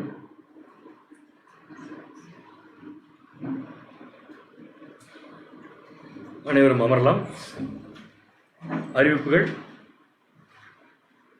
அன்புக்குரிய சகோதர சகோதரிகளே, நம்ம வந்து இந்த ஃபேஸ்புக் வாயிலாக போட்டிருக்கிற இந்த சப்ஜெக்ட் டெலிகாஸ்ட் வந்து பார்த்திங்கன்னா தொடர்ந்து அடுத்த அறிவிப்பு வரும் வரை மாலை 7:15க்கு எல்லா நாட்களும் நடக்கும் என்பதை உங்களுக்கு மிகவும் அன்புடன் தெரிவித்துக் கொள்கிறோம். அதனால் எந்த விதமான இப்போதைக்கு நமக்கு கவர்மெண்ட்லேருந்து எந்த விதமான ஒரு அறிவிப்பும் நம்ம எக்லீசியாஸ் சபை கூடுதல் திறப்பதை பற்றி இல்லை. அது ரொம்ப ஸ்ட்ரிக்டாக இருக்காங்க. காரணம், இப்போ நிலைமை வந்து ரிவர்ஸில் போயிட்டுருக்கு. நம்ம எல்லாருக்குமே தெரியும். நம்ம மார்ச் மாதம் இருந்ததை விட பல மடங்கு இன்றைக்கி கொரோனா தொற்று வந்து அதிகமாக இருக்கிறதுனால கண்டிப்பாக சபை கூடுதலுக்குரிய பர்மிஷன்ஸ் இப்போதைக்கு கிடைக்காது. அது மட்டும் இல்லை, தயவு செஞ்சு யாரும் அதை ட்ரை பண்ணிடாதீங்க. போய் சபையில் போய் ஒரு தடவை வச்சு பார்க்கலாம், நம்ம ஆஃபீஸ்க்கெலாம் போயிட்டு வரமே அப்படின்னு சொல்லிட்டு யாராவது தெரியாமல் நம்ம தவறுதலாக ஒரு சபை கூட்டத்தை ஆயத்தப்படுத்தி அந்த நேரத்தில் யாராவது கம்ப்ளைண்ட் பண்ணி யாராவது வந்து அதை பிடிச்சு சொன்னாங்கன்னா அது வந்து நமக்கு ரொம்ப கஷ்டமான ஒரு சூழ்நிலை கொண்டு விட்டுரும். தயவு செய்து சகோதர சகோதரிகள் இந்த ஒரு விஷயத்தை கவர்மெண்ட் அறிவிக்கும் வரை அதற்கு கீழ்ப்படிந்திருக்கும்படியாக உங்களை அன்புடன் கேட்டுக்கொள்கிறோம். அடுத்த விஷயம், வழக்கம் போல் 7:15க்கு தினம் சப்ஜெக்ட் நடைபெறும். ஆராதனை இதே மாதிரி உங்களுக்கு ஞாயிற்றுக்கிழமை காலை நடைபெறும் என்பதையும் உங்களுக்கு தெரிவித்துக் கொள்கிறோம். சபையில் உடல்நலம் சரியில்லாமல் இருக்கக்கூடிய சகோதர சகோதரிகளுக்காகவும் உங்களுடைய அனுதின ஜெபங்களில் அவங்களுடைய உடல் நலத்துக்காகவும் தேவனுடைய சுத்தத்திற்காகவும் ஜெபிக்கும்படியாகவும் கேட்டுக்கொள்கிறோம். அடுத்தது கோயம்புத்தூரில் SVT ஃபாலோஅப் கிளாஸ் முடிஞ்சு அவங்களுக்குரிய கவுன்சிலிங் கிளாஸும் முடிஞ்சுது. பேப்டிசம் எடுப்பதற்கு தயாராக இருக்கிறாங்க. இப்போ கவர்மெண்ட்லேருந்து எந்த விதமான அறிவிப்பும் நமக்கு இல்லாத காரணத்தினால நம்ம பேப்டிசம் அப்படிங்கிற விஷயத்துக்கு கொஞ்சம் நம்ம இந்த வாரம் வைக்கிறதா இருந்தது கூட இப்போ நம்ம தள்ளி போட்டிருக்கோம். அடுத்த தேதி இன்னும் குறிப்பிடப்படலை. அதற்குரிய ஆயத்த வேலைகளை நம்முடைய மூத்த சகோதரர்கள் செஞ்சுட்டு இருக்கிறாங்க. அது செஞ்சு முடிச்சதுக்கப்புறம் நம்ம பேப்டிசம் எப்போ என்பதை பற்றி சொல்லப்படும். இப்போ வரைக்கும் 20 பேர் எடுக்கிறதுக்கு வந்து அவர்கள் பேர் கொடுத்துருக்காங்க. பட் 20 பேர் கூடுவதற்கு கவர்மெண்ட் இன்னும் பர்மிஷன் நமக்கு சரியாக கொடுக்கல. அதனால் தேவனுடைய சித்தத்திற்காக நம்ம வந்து ஜெபத்தில் வைக்கலாம். அவங்க பேப்டிசம் எடுக்கிறது மட்டும் இல்லை, தொடர்ந்து அவங்க ஆவிக்குரிய ஓட்டத்தில் ரொம்ப சந்தோஷமாக தேவனுக்கு பிரியமாக ஓடணும் அப்படிங்கிறதையும் நம்முடைய ஜெபங்களில் வைக்கும்படியாக அனைத்து சகோதர சகோதரிகளையும் உங்களை வந்து கேட்டுக்கொள்கிறோம். அது மட்டும் இல்லை, ஏற்கனவே வந்து மார்ச் மாதத்துலேயே நம்ம சில ஊர்களில் பேப்டிசம்லாம் பிளான் பண்ணியிருந்தோம். அது கூட வைக்க முடியாமல் போயிடுச்சு. அதுவும் வந்து தேவனுடைய சித்தம் என்னன்னு நமக்கு தெரியல. ஆகவே நம்ம இப்போ கேட்க வேண்டியது தேவனுடைய சித்தம் என்ன அப்படிங்கிறது அவர்கிட்ட கேட்கணும். அதுதான் முக்கியமான விஷயம். ஆகவே அனைத்து சகோதர சகோதரிகளும் நம்மோடு நம்முடைய ஓட்டத்தில் இணைந்து ஓட போகிற சகோதர சகோதரிகள் எப்போ தேவன்கிட்ட உடன்படிக்கை பண்ணும் அப்படிங்கிறத நம்ம தீர்மானிக்கிறதுக்கு உங்களுடைய அனுதின ஜெபங்களில் அதை நீங்கள் கேட்கும்படியாகவும் உங்களை அன்புடன் கேட்டுக்கொள்கிறோம். அது மட்டும் இல்லை, இப்போ ஏற்கனவே சொல்லியிருந்தோம், நிறைய இப்போ வந்து கொரோனா தொற்று அதிகமாக இருக்கிற காரணத்தினால அனாவசியமாக கூட நம்ம எந்த இடத்துக்கும் போவதை தவிர்க்கும்படியாகவும் உங்களை அன்புடன் கேட்டுக்கொள்கிறோம். தேவையில்லாமல் ஒரு இடத்துல போய் நம்ம ஏதோ ஒரு விஷயத்த பண்ணிட வேண்டாம். அதுவும் நமக்கு கஷ்டமான ஒரு சூழ்நிலை கொண்டு விட்டுரும். அதுக்கப்புறம் எல்லாருக்கும் ஒருத்தருக்கு ஒருத்தர் ஸ்ப்ரெட் ஆகும். அதுவும் ஒரு வருத்தத்தை ஏற்படுத்தக்கூடிய சூழ்நிலைக்கு வந்துடும். பட் அது தேவனுடைய சித்தமாக இருந்தால் ஒன்றும் பண்ண முடியாது. பட் கூடுமான வரைக்கும் நம்ம வெளியிடங்களுக்கு செல்வதை அதிகபட்சமாக தவிர்க்கும்படியாக உங்களை அன்புடன், ஆஃபீஸ் போக வேண்டாம்னு நான் சொல்ல வரலைங்க, அதுக்கெல்லாம் போயிட்டு வாங்க. அங்கே எல்லா ப்ரிகாஷன்ஸ் எடுத்துருப்பாங்க. மற்ற இடங்களுக்கு சொல்கிறேன், நான் வெளியே போகிறது மற்ற விஷயங்கள் எல்லாத்தையுமே வந்து கூடுமான வரைக்கும் தவிர்க்கும்படியாக உங்களை அன்புடன் கேட்டுக்கொள்கிறோம். இத்துடன் இந்த வாரத்திற்கு உண்டான அறிவிப்புகள் நிறைவு பெற்றது. அடுத்தது இன்று மாலை 7:15 நம்ம சந்திக்கிறோம். அதே மாதிரி இன்னைக்கு வந்து ஃபேஸ்புக்கில் யார் யாரெல்லாம் ஞாயிற்றுக்கிழமை காலையில் பார்த்துருக்கீங்கன்னு எல்லாத்தையும் நோட் பண்ணி வச்சிட்டோம். சாயந்தரம் யார் யாரெல்லாம் வரவில்லையோ அவர்கள் வீடுகளுக்கு நாங்கள் வருவோம் என்பதை தெரிவித்துக் கொள்கிறோம். ஆகவே சகோதர சகோதரி, எப்படி சண்டே உட்காந்து நம்ம வருஷம் ஸ்பெண்ட் பண்ணுறோம் அதே மாதிரி ஸ்பெண்ட் பண்ணுங்க. இப்போ தேவன் ஒரு அருமையான வாய்ப்பு கொடுத்துருக்காரு நமக்கு. இருக்கிற இடத்துலேருந்தே நீங்கள் பார்க்கலாம். ஒருவேளை நம்ம ஆஃபீஸில் லேட் ஆயிடுச்சு அப்படின்னா அங்கேயே உட்காந்து பேசாம 1 hour உட்காந்து சப்ஜெக்ட் கேட்டிருக்கேன். அது பெஸ்ட் என்ன கேட்டால். ஏன்னா இந்த மாதிரி ஒரு வாய்ப்பெல்லாம் இனிமேல் திருப்பி வருமானு நமக்கு தெரியாது. தயவுசெய்து எல்லாருமே தினமும் நடக்கக்கூடிய சத்தியங்களை கேட்கும்படியாக உங்களை அன்புடன் கேட்டுக்கொள்கிறோம். தேவன் தாமே நம் அனைவரையும் ஆசீர்வதித்து வழி நடத்துவாராக. ஆமென்.